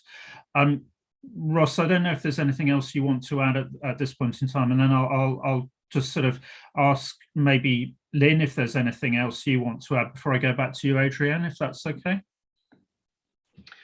No, and only thing I wanted to emphasize is the importance of communicating the overall project management approach in the appropriate places. So as you said, I think it's important we don't prejudge any of the issues we've collected through the RFI and whether they're lease type arrangements or not. Because at this point, the only thing we've asked for is a bunch of information, but we haven't filtered through any of it yet. So it's highly likely that some of the things we get might just be pure implementation problems. It might not have an issue with the standards. They might be lease type arrangements, or they might be something else. So until the task force works through all of that, I think it's inappropriate for us to signal much more other than we're looking at it. We've got a number of issues. This phase of the project's ongoing. It's reflected on the work program. So people who look at our work program will know that. The communication materials, the at a glance, will have a whole section on this phase 2 and the link between the IPSAS 43 guidance and that phase 2. And the communication materials, we put it around it, like the webinar and the press release should also clearly demark that, as do the BCs. So I think it's a difficult place to be, but I think we've got to finalize IPSAS 43 so that we have that framework to look at the issues and decide, are these lease issues or not? Because I think we're suffering from a challenge right now where people are using lease-like to be things that clearly aren't in the definition of a lease in IPSAS 13, and as we're talking now for IPSAS 43. And that's really important as a fundamental building block, and we shouldn't get ahead of that process. So Lynn, anything else you want to add? And I'll just circle back to Adrienne. No, I think Ross has said everything I was going to say. Thanks, Ross. Okay, thanks. So Adrienne, just back to you, and I'm also conscious that there's a couple of earlier interventions that we just need to circle back on. Adrienne. So I agree with everything that you guys have said, and I'm kind of heartened that you say it. But having said that, I think my unavoidable issue is that when you read IPSAS 43, you don't know that these other arrangements are excluded. So you can go through the whole standard without understanding what it applies to, what the scope of it is. And so this is an issue that I raised in the past. Is there some way to flag at the beginning that the concessionary leases and other lease-like arrangements are not covered? Only pure leases are covered by this standard. And I have had a discussion with Ross on this, because in his view, the definition is adequate. But certainly in my view, the definition is not adequate, because if the definition of a lease that's covered in this paper is a contract for which consideration is given, that could apply to almost any of the examples in the RFI, or any subsidized lease that's in fact being excluded from this discussion. So in my view, the definition in the paper is not complete.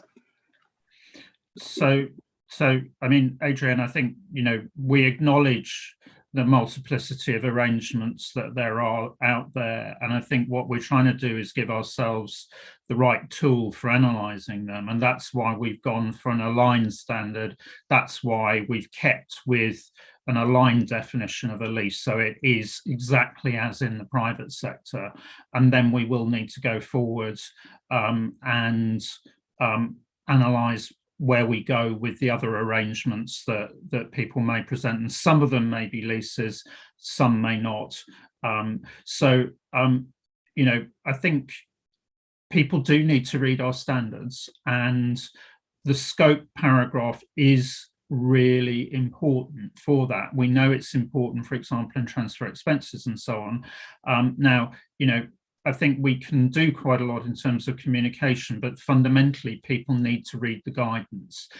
Ross, I don't know whether you want to sort of add anything else on that. I mean, clearly, we can look at the BCs and see whether there's some reinforcement there, but I think we are at a point, and we can't really go either way to say much more at this stage. Ross?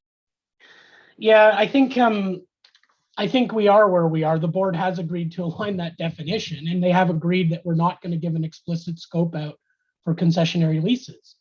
So if you satisfy the definition of what we have a lease now, whether it's at market terms or not, you'd recognize it as a lease. That's how principal standards work. I think at this stage where we're looking to approve, it's quite risky to try and build a rule around the principles that we've agreed for work the board hasn't done. I think it's a slippery slope, and I think we can explain in the BCs where we normally tell the narrative around board's decision making and decisions related to project management. But I think it's to change the front end of the standard on scope and definition now against board decisions is the wrong approach. And I can't say that more strongly.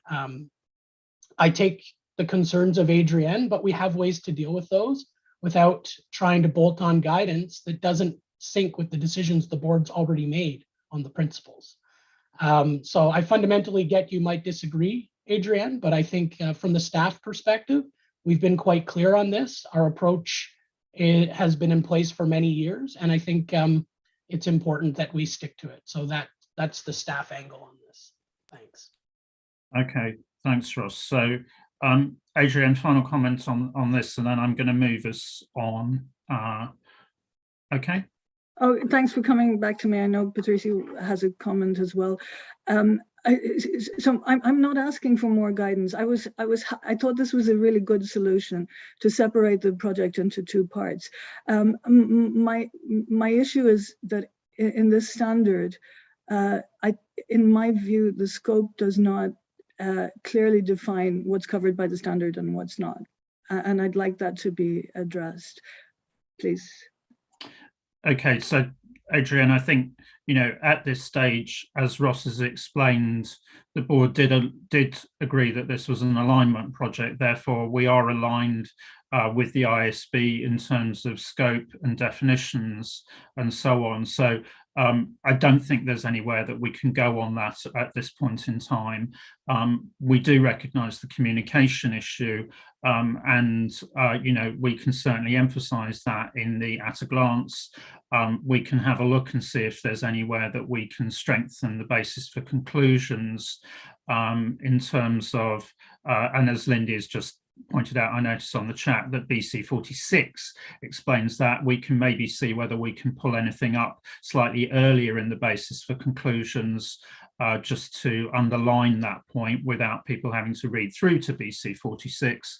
But I think that's probably about as far as we can go. So I think, there is an instruction there. This is non-authoritative material. It's about the board's thinking. So if we can just see whether outside the session, we can just strengthen that and pull that up a little bit earlier to address Adrienne's concern, then I think that's helpful. So thanks, Adrienne. I mean, I think it is an important issue. So thanks very much for that discussion. Now, I'm aware, João, I think we addressed Mike and Todd's points, but I think possibly there's still an outstanding point from Camira before I go over to Patricia.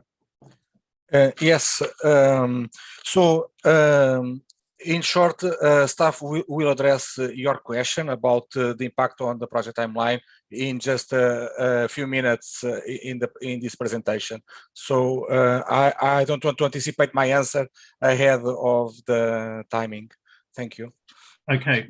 So thanks, João. So Patricia, over to you. Thank you. I agree with some arrangement. The first challenge is define if some arrangement are considered legal or not. But maybe it's necessary to change the definition, principles, to approach some transactions into the IPSASB leases IPSASB. I would like only express my main concern in this stage, because I couldn't analyze the comment letters. But in my view, the main challenge is conciliate the definition of service potential and with the risk and reward approach for lessors, because sometimes, specifically some kinds of arrangement like concessionary leases, lease for nominal or zero consideration, and social housing, the underlying assets are used for service potential from the perspective of the lessors. Because of this, I think, and now in this moment, it's not possible. The commitment to retain the principles unchanged is unchanged. It's not possible, but I agree with deal with the project in two separate states. And thank you. Thank you, Patricia. And I think, you've given a good explanation of the sorts of issues that we're going to need to deal with. And I think, again, it's an example of how our work program is actually interfacing, because we're certainly going to be revisiting, issues around, measuring service potential in the measurement project and following on ED 78. And I think, we need to actually make an instruction to staff that in analysing the issues on the RFI, that they also work with staff working on the analysis of the measurement project responses and ED 78 in particular, so that we do actually make sure that all of this joins up in moving through into the the sort of finalization of the measurement suite alongside the RFI process, so that we are actually producing coherent guidance for our constituents. So thanks, Patricia, for reminding us about those linkages to bring in for phase 2. Okay, so with that opening initial discussion, João, if you can perhaps just give us a little bit more of an overview of the responses that we've received in terms of the RFI. Yes, and thanks to the board for this very helpful discussion. We will definitely influence the staff's work and the task force going forward.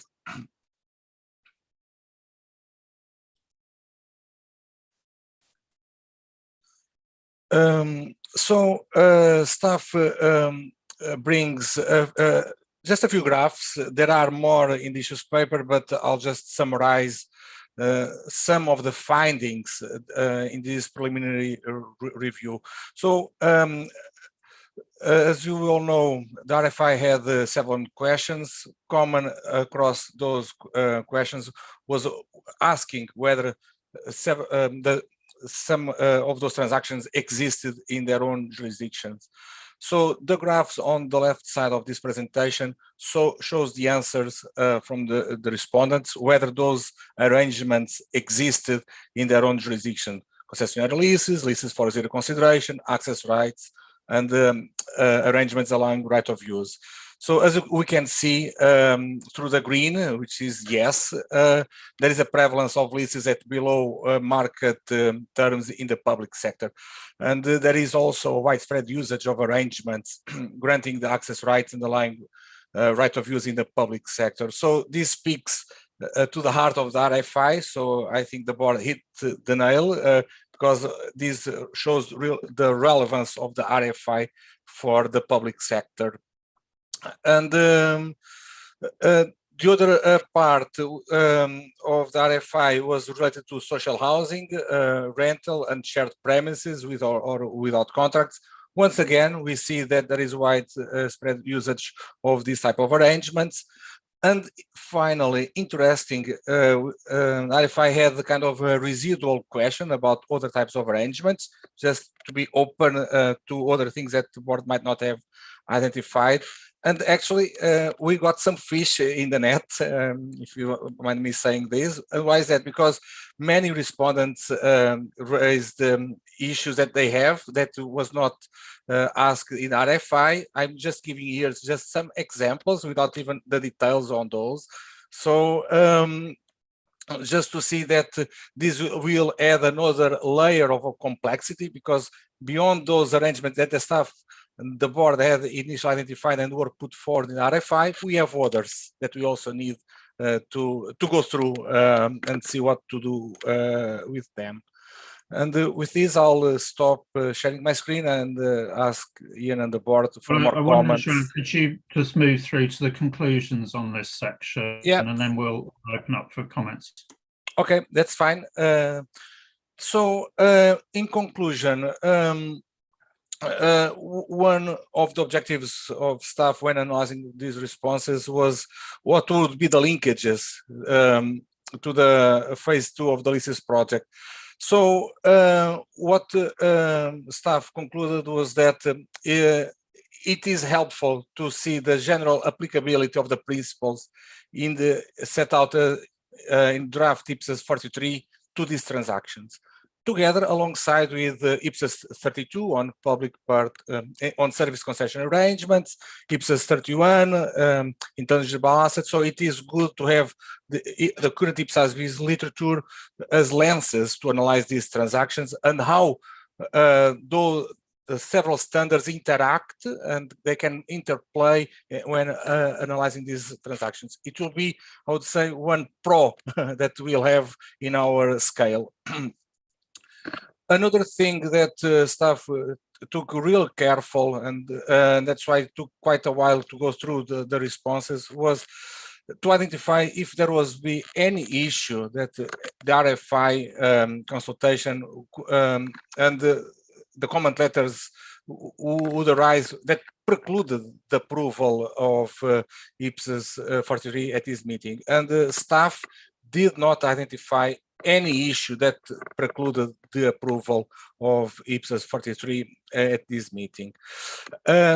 Actually, what the staff, once again, thought was that issues will be better analyzed under the principles of the future and the new IPSAS on leases, together with the other literature. And then, of course, any consequential amendments to IPSAS 43 or other IPSAS will need to be exposed for comment and analyzed. So I would say that this is our business as usual as a standard setter, and so there would be no, how to say, no surprises in the path ahead. Now answering to Camira's question on the impact, because of Dylan's analysis and the discussion that we've just had at the board, staff and the task force chair recommends the board to bring a detailed project plan of phase 2 for the March 2022 meeting and assess the impact of this in the project plan of this project, and of course its integration in the IPSASB's work program. And with this, I'll stop sharing my screen and pass the floor to you, Ian. Thank you. Okay, so thanks, João. Lynn, as task force chair, obviously, João sort of, shared his conclusions as he went along. I just wonder whether there was anything else you wanted to add at this stage before I open up for comment. Okay, But thanks, Lynn, for the time you took in terms of working through this with João on the board's behalf. Okay, so any comments at this stage then in terms of those recommendations?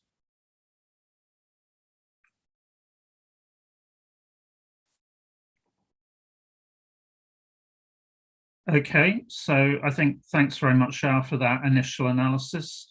Perhaps you can then move us on into the next stage. Yes, thank you, and thanks to the board for the confirmation.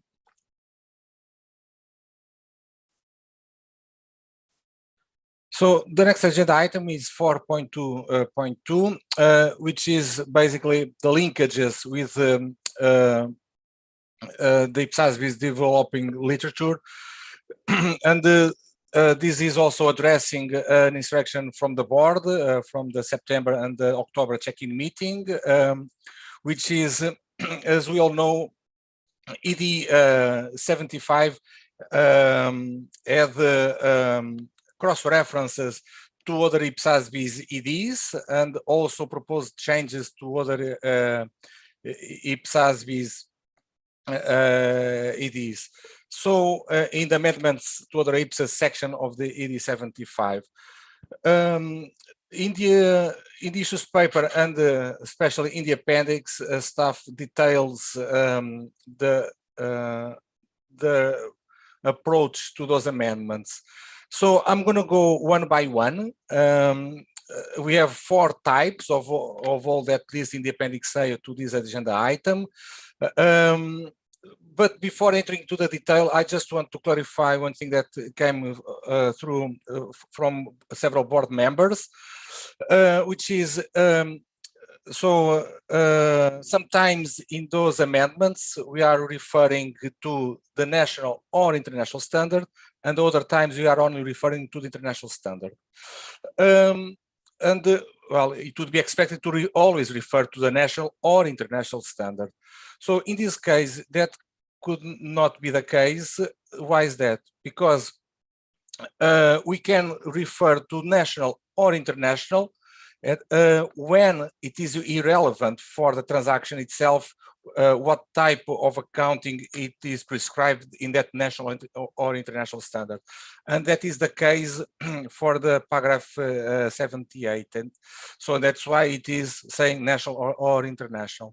However, for the other paragraphs where it is only referring to the international standard, in this case related to the revenue, we want to make sure that constituents apply the principles in IFRS 15, which is the relevant international standard related to contracts, to revenue with contracts with customers, because we want to ensure that the accounting is the same, that there is no change in the accounting, and that once we have the revenue project finalized with the final standard, there is not again a change in the accounting. So, and this also gives a very good predictability and previsibility to our constituents of what will be the accounting requirements, not only now, but also in the future once we have those projects being finalized.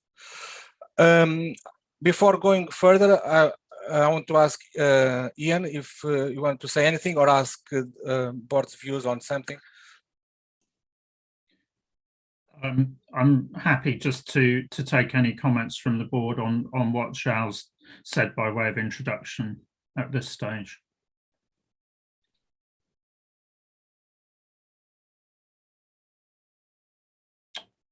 Okay, so not seeing any hands. Right? Oh, sorry, Lindy.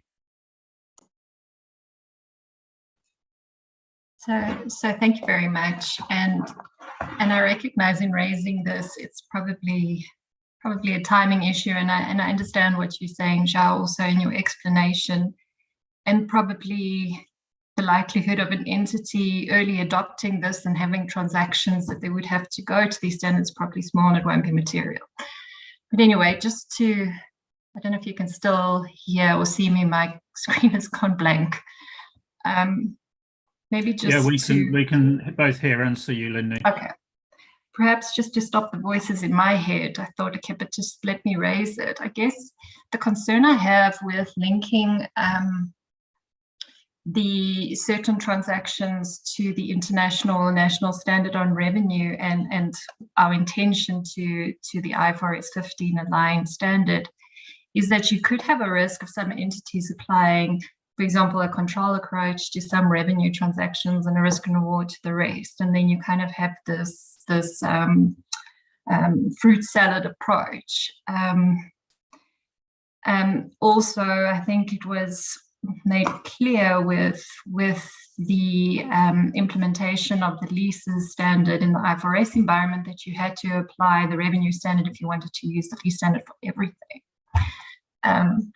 And I guess just going around to see, well, how can you actually resolve it? Either we leave it as is, and there's some communication of, this is the likely outcome if these transactions are material. Or the other option I could only think of is rather than referring it to an international or local standard, just refer preparers to IPSAS 3, which allows them to develop accounting policies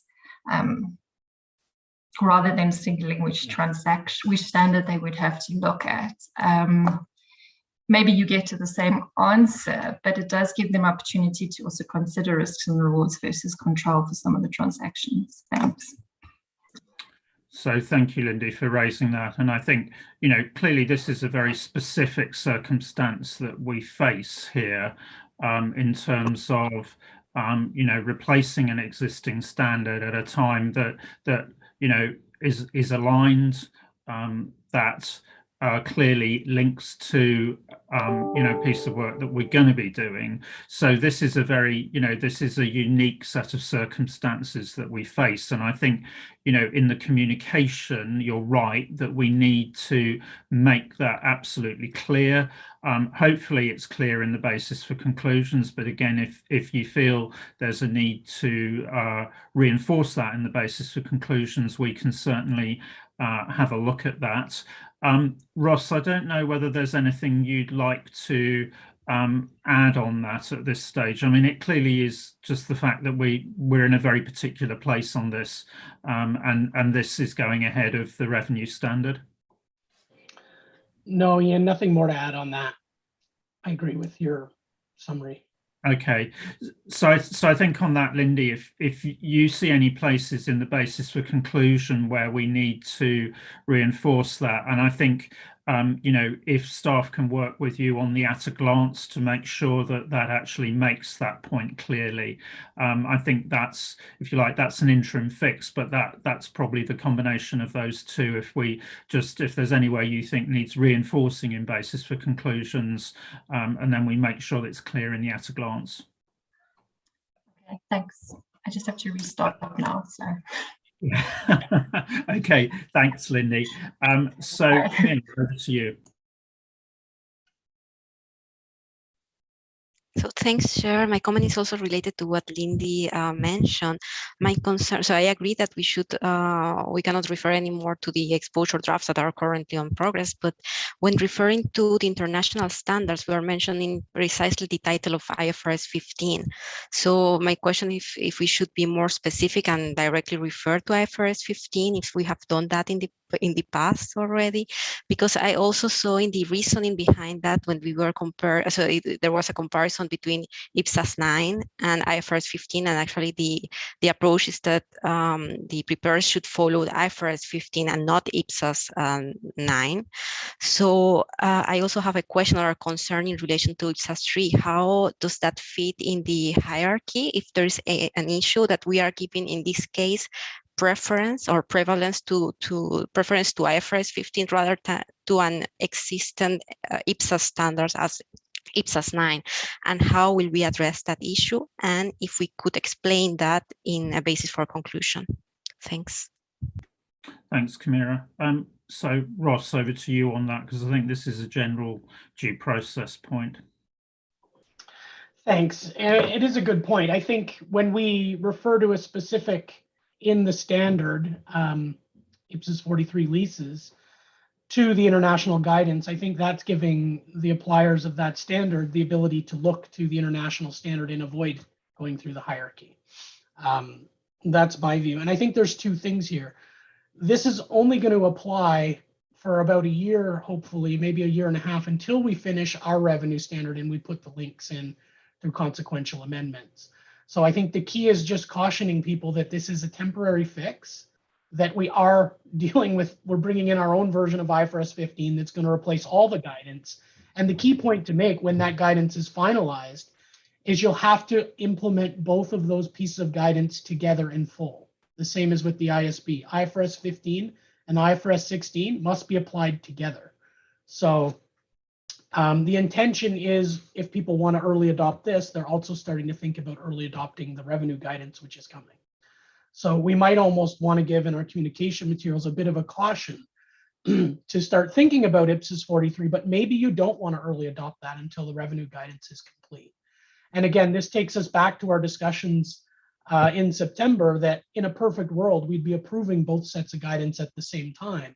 But from a project management perspective, there's no way we can work through all of the approvals we have in the next 18 months if we keep waiting for everything to be perfect and finished. So, you know, short answer, it's not a perfect solution.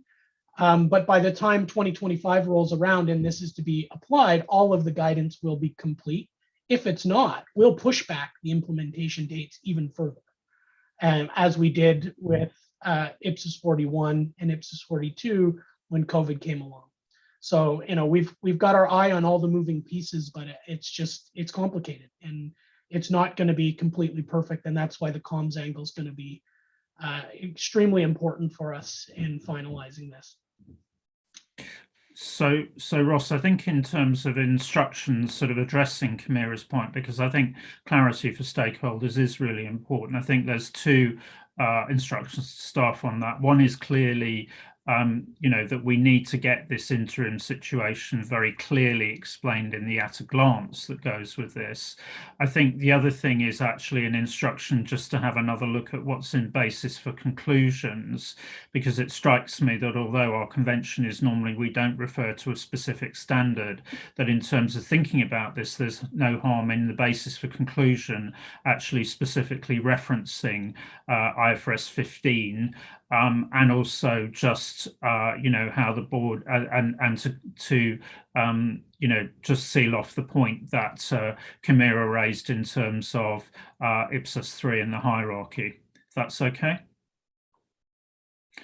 So hopefully, Camira, that addresses your points. So I think, you know, when we get to the end, just to remind members, basis for conclusions is non-authoritative.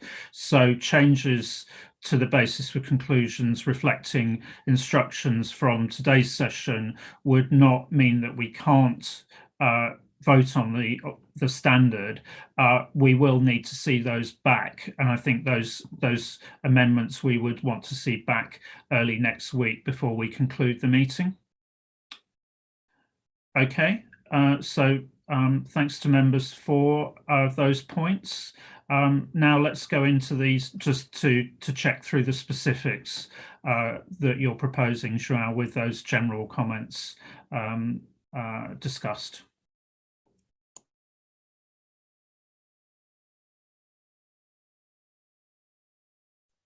Yes, thank you. And thank you to the board for this very helpful discussion and for the instructions going forward.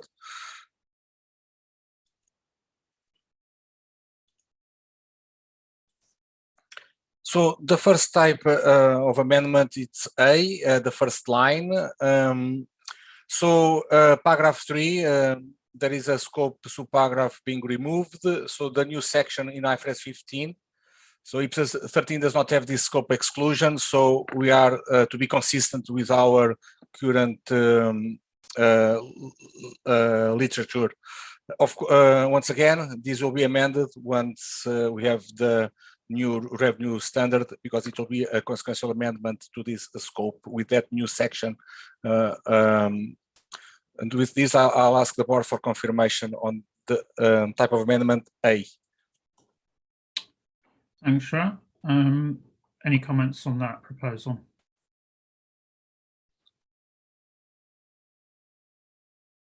Okay, so I think we're content with that.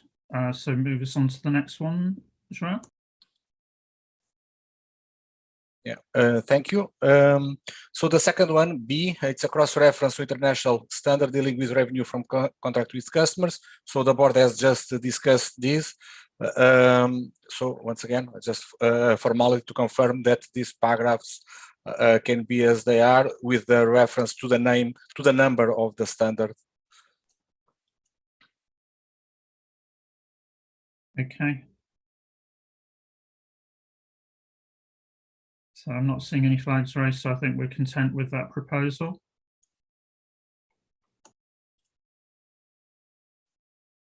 Thank you. The third is C. So we have also discussed, so it's paragraph 78, the reference to non-current assets held for sale and discontinued operations. So asking the confirmation on this paragraph also. Okay, just check whether there are any comments from members on that. No, okay. So that's fine.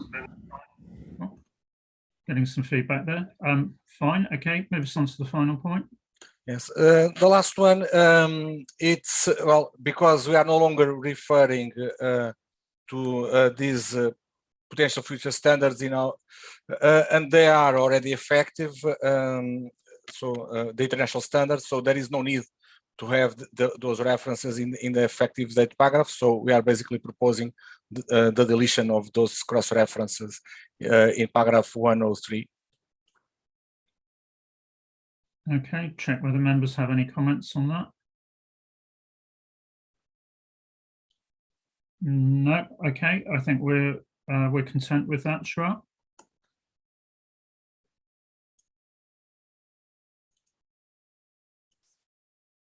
Okay, thank you for the confirmation. So with this, we finalize the first set of cross references that are there, which are in the core text of the standard. Now we are talking about the section on amendments to other IPSAs. In this case, it was proposed changes to other IPSASB EDs. So we are basically recommending staff and the task force chair to be removed from the amendments to other IPSAS section, all those references to other EDs. And of course, these amendments will now be part of the respective projects, and they will be considered there. So with this, I'll ask the board if it agrees with this approach. So we have the editorial changes in the appendix A that we have just gone through, and also the removal of these proposed amendments to other IPSAs. Thanks, Shra. Just check that members are content to move ahead on that basis. Okay, not seeing any hands raised, so we're happy to move forward on that basis, Shra. Thank you for the confirmation.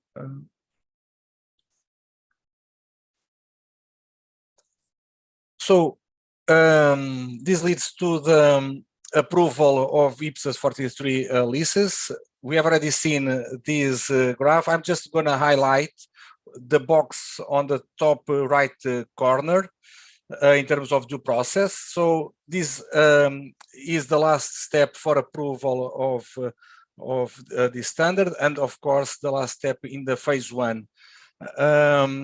So staff reviewed and analyzed the 48 comment letters received to ED 75. The IPSASB discussed the issues raised over the last few meetings. And another point of importance was that no issue was identified in the RFI that precludes the approval of IPSAS 43, resulting from the discussion that we have had earlier this morning. And with this, I'll start then the same process that we have gone through the improvements and ask Ian to lead. Joe, just before we move into the formal due process, I just want to make sure that there are no other comments that members want to raise before we move into that formal due process step. So can I just ask you to Yeah, good. Okay.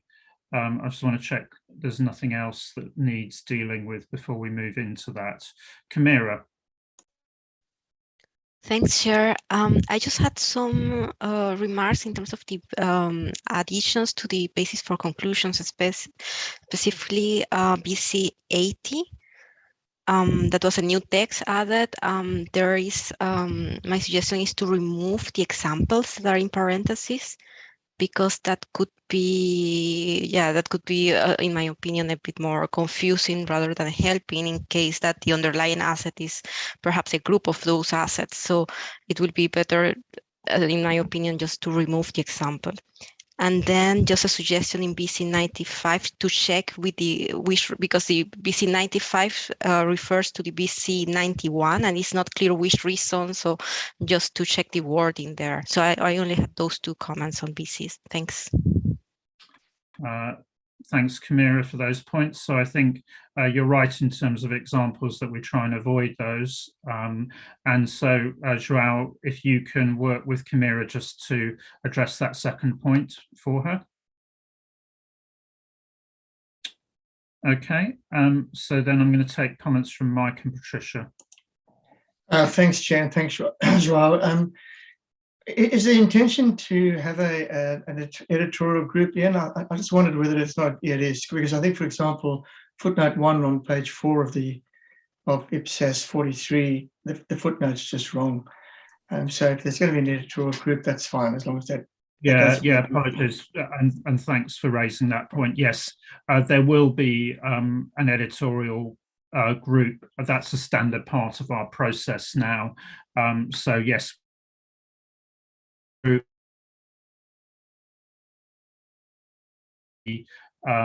State to just remind board members that what we will do, though, is bring the changes to basis for conclusions back later on in the meeting, so that members can check that we're content with that before they move into the editorial process, although those, of course, are not authoritative. Okay, so then I've got Patricia and then Lucy. And thank you. And I have reviewed the text again, and I identify 3 paragraphs that, in my view, the use of the term potential service is not appropriate. It's in AG 22, because the service potential is linked with the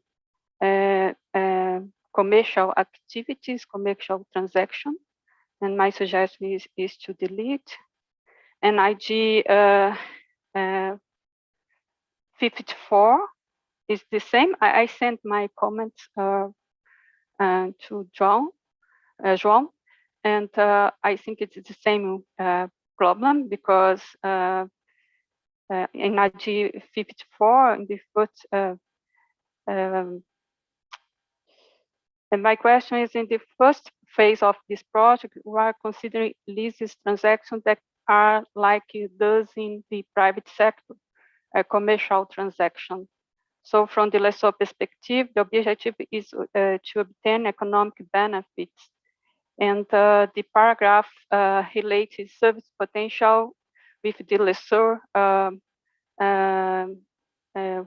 approach, risk and reward approach. Because of this, my suggestion is to delete or change or explain adequately. And I'm not. Can I just pick up on that point, because the use of the term service potential, both in the text and in the IGs, was something that we did specifically ask staff to work with Lynn as task force chair on.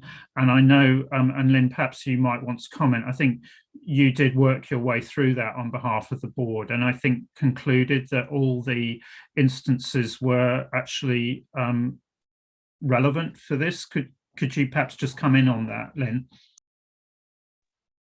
So we have been around this exercise a couple of times now, and I thought we had got there. I think we had a couple of instances where board members specifically wanted us to add that in. We have been through it and added it in where we felt it was appropriate.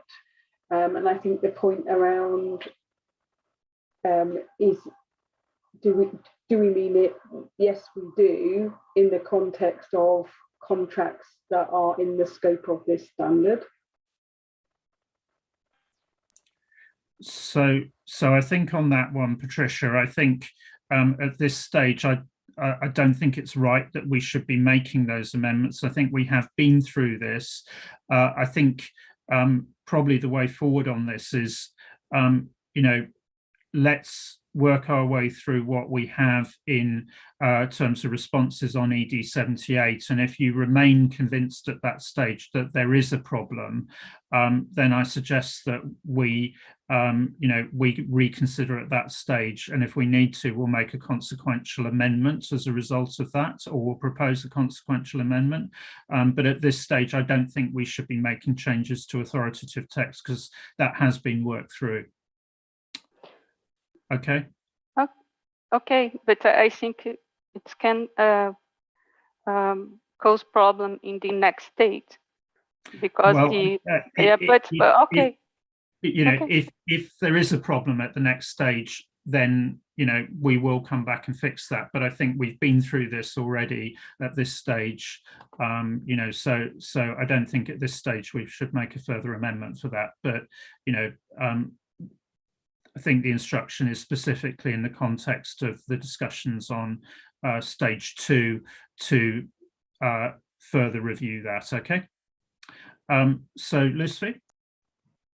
Thank you, Chair. My comment is on Appendix B, page 72 of the PDF file. This is pertaining to the amendments to IPSASB 16, investment property. I suggest that we include the phrase intermediate lessor in a sublease contract after the word lessee, just to clearly describe that the lessee we are referring to is in effect the transitional or intermediary lessor, considering that the contract being referred to falls under a sublease contract. And so in the case, paragraph 7 would be, I suggest that it would be revised as investment property is property, land or a building or part of a building or both held by the owner or by the lessee, then open and close parentheses, intermediate lessor in a sublease contract as a right of use asset to earn rentals or for capital appreciation or both rather than for, etc. And consequently, I suggest that paragraphs 38A, 50, 59B, 62, 62A, and 65 be revised also to include the phrase intermediate lessor in the sublease contract. It can be in an open and closed parenthesis. Thank you. So, Lucy, you're proposing an amendment to the aligned text for a specific circumstance. I'll ask for responses from staff on this at the moment. My proposal, because I think that needs to be worked through, is that should be specifically considered in phase 2 rather than making that amendment at the moment. Can I just check with João and Lynn that you're content that we handle it in that way? Yes, that's what I was going to propose. For that reason, and because all these amendments coming from the IPSASB standards, and so if we are going to make any change, it should have the setting that you have just now explained from phase 2. Okay, so thanks, Lucy. So we'll address it in that way, that specifically we will look at that in phase 2. Okay. Patricia. Yes, my question is about the DB 6769.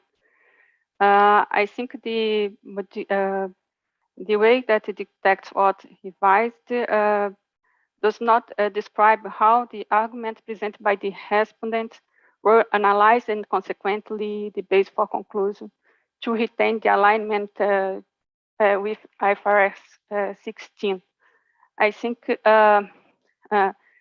my question here is the respondent has requested to answer the SMC about the fair value definition. And the basis for conclusion, we decided to retain because it is aligned with IFRS 16. But I think the basis, the text presents the conclusion, but not the basis for conclusion. The argument, there aren't counter-arguments in relation to the argument of the respondents. I may have misunderstood the IPSASB decision, but the main argument is described in BC 6A that was deleted. My suggestion is to maintain, to retain the BC 6A 8. Thank you. Thanks, Patricia. I think we have struggled a bit with this to actually get the balance quite right on the way the wording expresses this.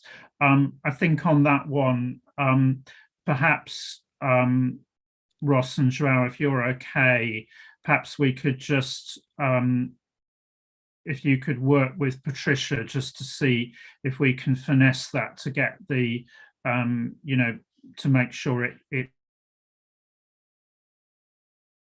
Patricia has expressed that it doesn't quite give the reasoning, it states the fact without giving the reasoning. Now, clearly we don't want to go into too much because I think we had a go at this before. So, you know, we just need to do enough to address Patricia's point. Lynn, did you want to come in on that? I just wonder if we make it that that actually we decided to retain it because there was no public sector specific compelling reason to depart from IFRS 16. Thanks. I think that sounds like the sort of, you know, a good proposed way forward. I think we need to get the wording right on that. I don't propose to do the wording in session, but I think that would need to be dealt with outside. You know, but if you're happy to work with Patricia on that, that would be really helpful. Lindy, are you on the same point? Yeah. I mean, I think. Go ahead. Just to strengthen and say, you know, we support the conclusions reached by the IASB in this regard. Okay, so I think let's just work that through. I'm not sure it was quite as strong as that actually, but anyway, let's play with the wording on that BC and come back with that beginning of next week. Okay, any other final points then before we move into formal approval? Okay, João, so move us into the formal approval process.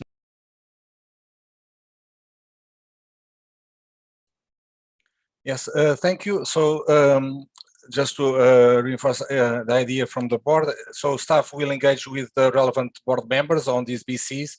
So please stay tuned to your email and perhaps any Zoom call if needed until the beginning of next week. And thanks for your suggestions.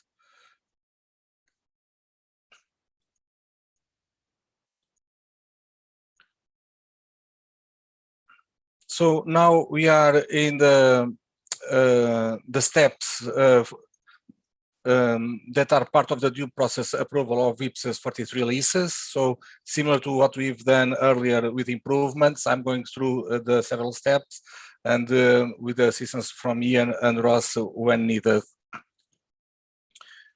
So the first step is staff presented the revised content of the exposure international standard to the IPSASB. So agenda item 4.3.2.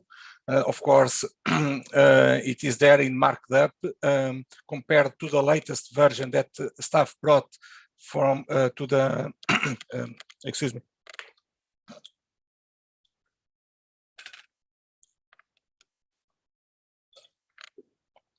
Apologies, but I'm starting to have my dry throat. And the staff brought this ED in marked up compared to the version that brought to the October check-in meeting.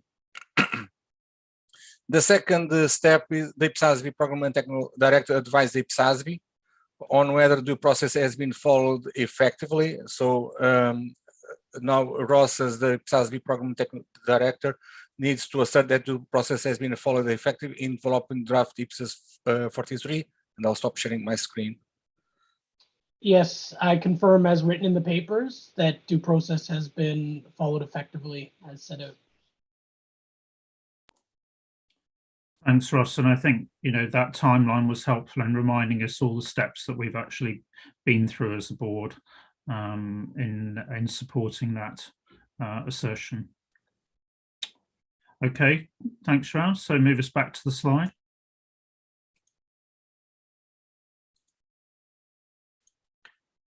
The next step is related to whether the IPSASB on the IPSASB confirms whether or not is satisfied with that due process has been followed effectively. So the IPSASB chair asks the IPSASB confirmation on due process to the IPSASB. Okay, so asking that question, are we content to confirm that due process has been followed?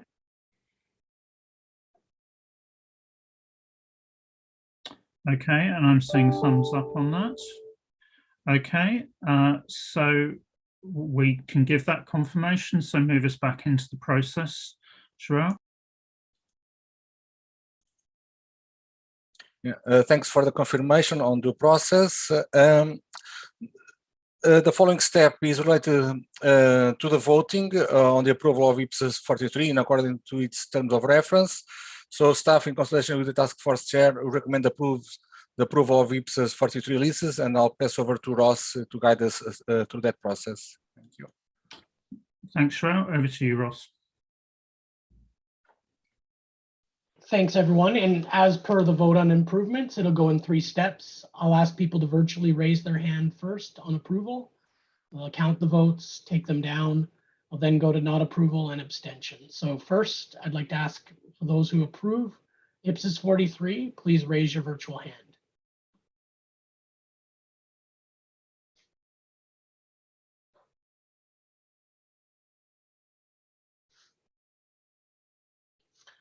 So I'm counting 16 hands up at the moment. We have 1 absent, Hervé Adrian Metzger. So if everyone could please take down their hands.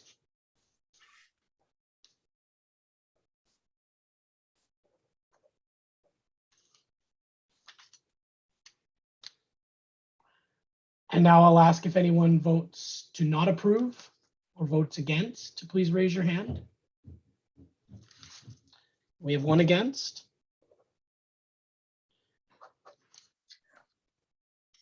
And the member voting against a pronouncement has the right to put a dissenting view and the reason for their dissenting view in the minutes. So I'll work with you, Adrienne, if you'd like to provide your dissenting view and have it documented in the minutes. And we can't have any abstentions because we're now at 18 with 1 absent, 16 for, and 1 against. Okay, so with that, Ross, I can confirm that we have approved IPSAS 43. So João, take us back into the remaining steps.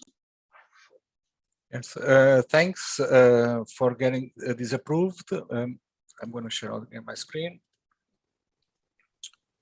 So the second last step, the IPSASB needs to consider whether there has been a substantial change to the exposed document such that a vote on re-exposure is necessary. So once again, we are now comparing the final standard with the ED 75 that was exposed. So staff confirms that there have been no substantial change that would require a vote on re-exposure by the IPSASB. I'll pass over to you, Ian, to get this confirmation from the board. Okay, thank you, Cher. I just want to check that we're happy to confirm that there is no reason for re-exposure. Okay, so I'm seeing thumbs up from members, no hands raised. So take us into the discussion around effective date. João. Yes, thank you, and thanks to the board again. So the last step, the IPSASB sets the effective date of application of IPSAS 43.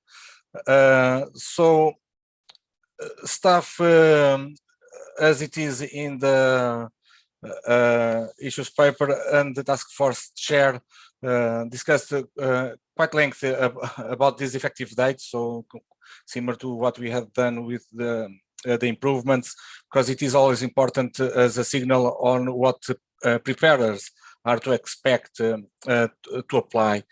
So there are several dimensions that staff and task force chair considered this. So first of all was to see what the ISB did with their IFRS 16, and in that step we saw that they were proposing a 3 years period for IFRS 16. So they published in 2016 to be effective in 2019. And so the other reason or perspective that we considered was when financial instruments will be effective, and it will be effective in January 2023. This means that it is one more standard that preparers need to prepare to apply while this standard is to be effective. There is, of course, the IPSAS on revenue that is planned to be approved in June 2022. Of course, there are some uncertainties about these timelines, so it might be extended or not, most likely to be extended, but it will give the board time also to consider what is happening in the revenue project landscape. The other dimension that we also consider was other IPSAS under development in the IPSASB's work program that is also related to the measurement project, just like we have heard during this discussion. Also the non-current assets held for sale and discontinued operations. So what will happen in that landscape? And of course, it will allow the IPSASB hopefully to finish phase 2 of the LISAS project. And that is why, taking all these 5 elements all together, the staff and task force chair recommends an effective date of January 1st, 2025 for IPSAS 43 LISAS. And with this context, I'll pass over to Ian to receive the board feedback on our recommendation. Thanks, João, for that introduction. And obviously, you know, the key uncertainty that we do have is around the completion of the new revenue standard. Now, certainly, if there was a need at some stage to revisit that proposed date of 1st January 2025 because of the revenue standards, we could always amend the effective date when we're certain. But at this stage, the proposal is that 1st of January 2025 should be sufficient to allow for uncertainties in that regard. So just open up for comments from members if there's any disagreement with that. Mark. Thank you. This may be one of my last interventions as a member, probably. It was written in the paper that 25 provided sufficient time for additional guidance on concession leases to be developed. However, I think in reality, if you look at the preparers, they can probably not start only in 24 with analyzing the contracts, adapting the systems. So, which means that they will have to do the work twice, most probably. And I think, I mean, IFRS 16 didn't have a similar phase 2 project when they issued it. So I think this argument cannot be brought here. And I also think I think if you look at the preparers, the costs they will get for now, because we cannot presume that the phase 2 won't bring any changes. I think that's what's been said before, and unless we can't do that, we have to deal with the possibility that there have to be adaptations to the systems twice for the preparers, and therefore I think because I mean it is a special project, the way we've come up with this ED is unprecedented. Even in social benefits, we didn't have so many materially different solutions to be brought to stakeholders, and it is a split view still, and therefore I think it would warrant to have a later effective date for those jurisdictions who really want to await the phase 2 project. But of course, all other jurisdictions who want to apply it should be able to apply it. But I think it's for the practice, for the prepare practice, it is a difficult issue, because they cannot start only in 24 and await the phase 2. Thank you. Thanks, Mark. Ross, did you want to come in at that point before I go to Camira? Yeah, I did, because I think maybe getting lost in this discussion on phase 2 is the reason we're doing phase 1. And that's because currently a lot of lease transactions are occurring off balance sheet, and the users of information are devoid of a significant amount of borrowings that are happening off balance sheet. So IPSAS 43 deals with that public sector issue. And I'd be a little bit worried if we push the implementation back date so far that good information doesn't come through, because I think if we're actually looking at this from a public interest lens, that's the bigger risk right now than the concessionary lease accounting issue. It's definitely important in the public sector concessionary leases, but let's not ignore the fact that under IPSAS 13, we've got a problem with lessee accounting, where most of those leases at the moment can be engineered to be off balance sheet. That problem gets fixed with IPSAS 43, and I don't think we should give too much of a timeline. If we need a different effective date for concessionary leases accounting when we bring that through, I think we consider that then once we've developed that model. But I think we're focusing maybe on the wrong thing if we're worried about preparers only and not the information that's being provided by applying this new standard. So that's maybe my caution to the board to think through. Okay, so I'm going to take comments from Camira and then Mike, and then I'm not going to, I think we don't want to have a lot of backwards and forwards on this, frankly. I'm just going to ask for a show of hands, and I think the two alternatives, the remain with the staff proposal or go back a year. So we'll go to Camira and then to Mike. Thanks, Chair. I agree with the proposed effective date. I think it's a good strategy from the IPSASB to at least publish this standard to allow preparers to get ready to see what is coming, and at least also to highlight so that they have the time to analyze what will be the impact, the legal impact, the impact in the systems. But I was wondering if we will encourage early adoption, or if we will tell them like, okay, they should wait until the revenue project is ready, so that we are just publishing it for information so that they get ready in their preparation activities, but we will not encourage early adoption until or something related to revenue, so that they know that there might be new changes coming, in order to mitigate the risk that they will perhaps make huge investments in IT changes and so on. Then there will then come new amendments and they have to redo the work. So how can we manage that in terms of the effective date? So thanks. Thanks, Camira. Good points. Ross, perhaps I can just ask you to just sort of confirm what our normal wording would be on this. It's interesting because we haven't been consistent in the past. So we've used both early adoption is encouraged and early adoption is permitted. Now, I think we hadn't really thought this through, and some of that comes because the ISB is also not always consistent in this.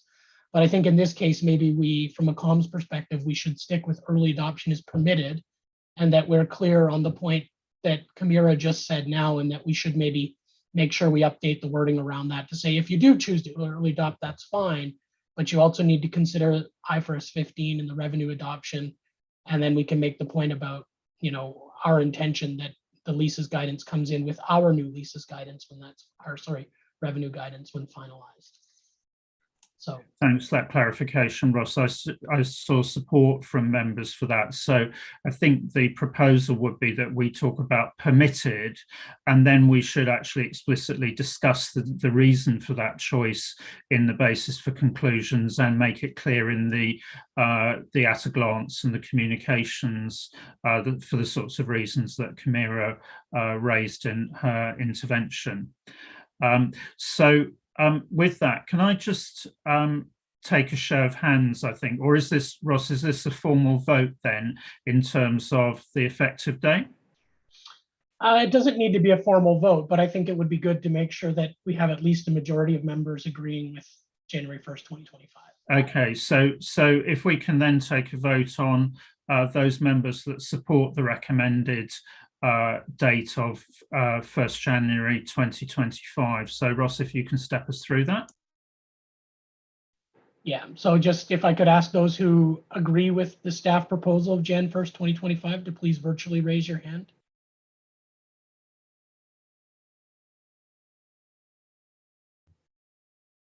So I'm seeing 14, which is well above majority. I think that the proposal carries. Okay, so thank you for that. And if we can then make sure that we work on the basis for conclusions such that it reflects the points that Kamira made, but also and I think that will help address Mark's concerns, but if we can include Mark in that process as well. So I think with that, if staff can confirm, I think we've gone through all the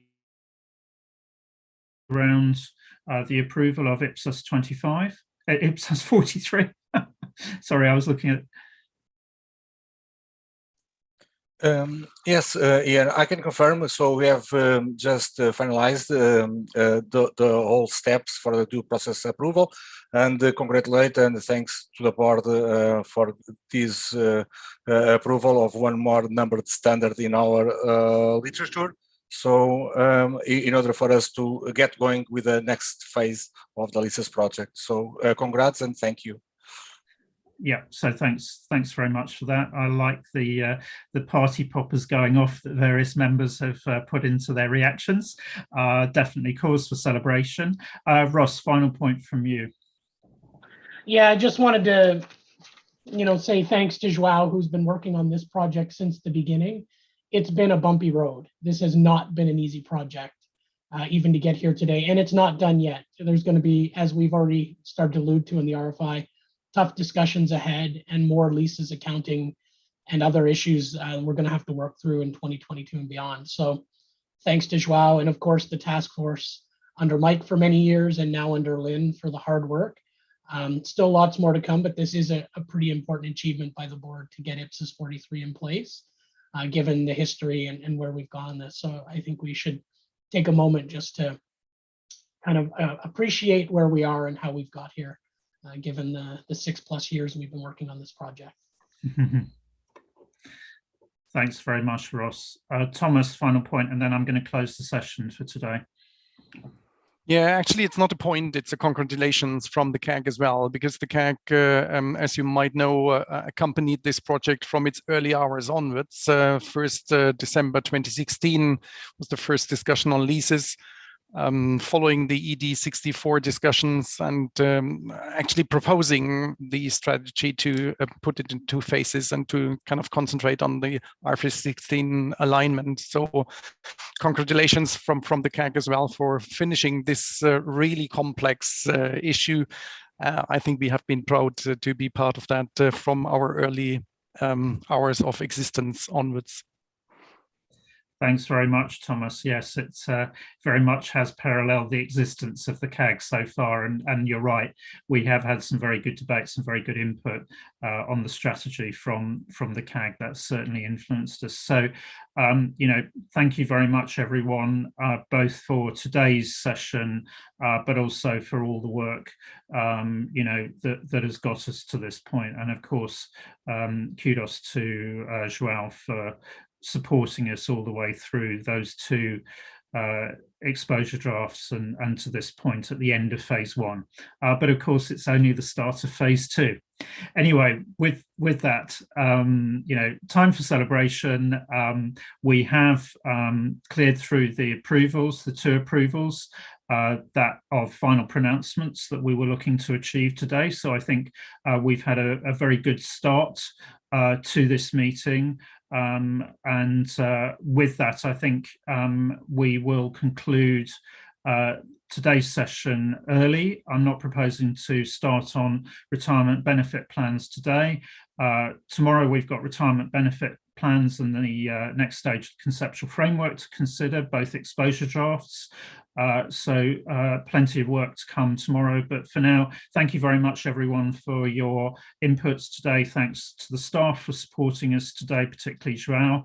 I think you've earned a break at this stage, and look forward to seeing everyone back at the same time, whatever that time zone is for you, tomorrow.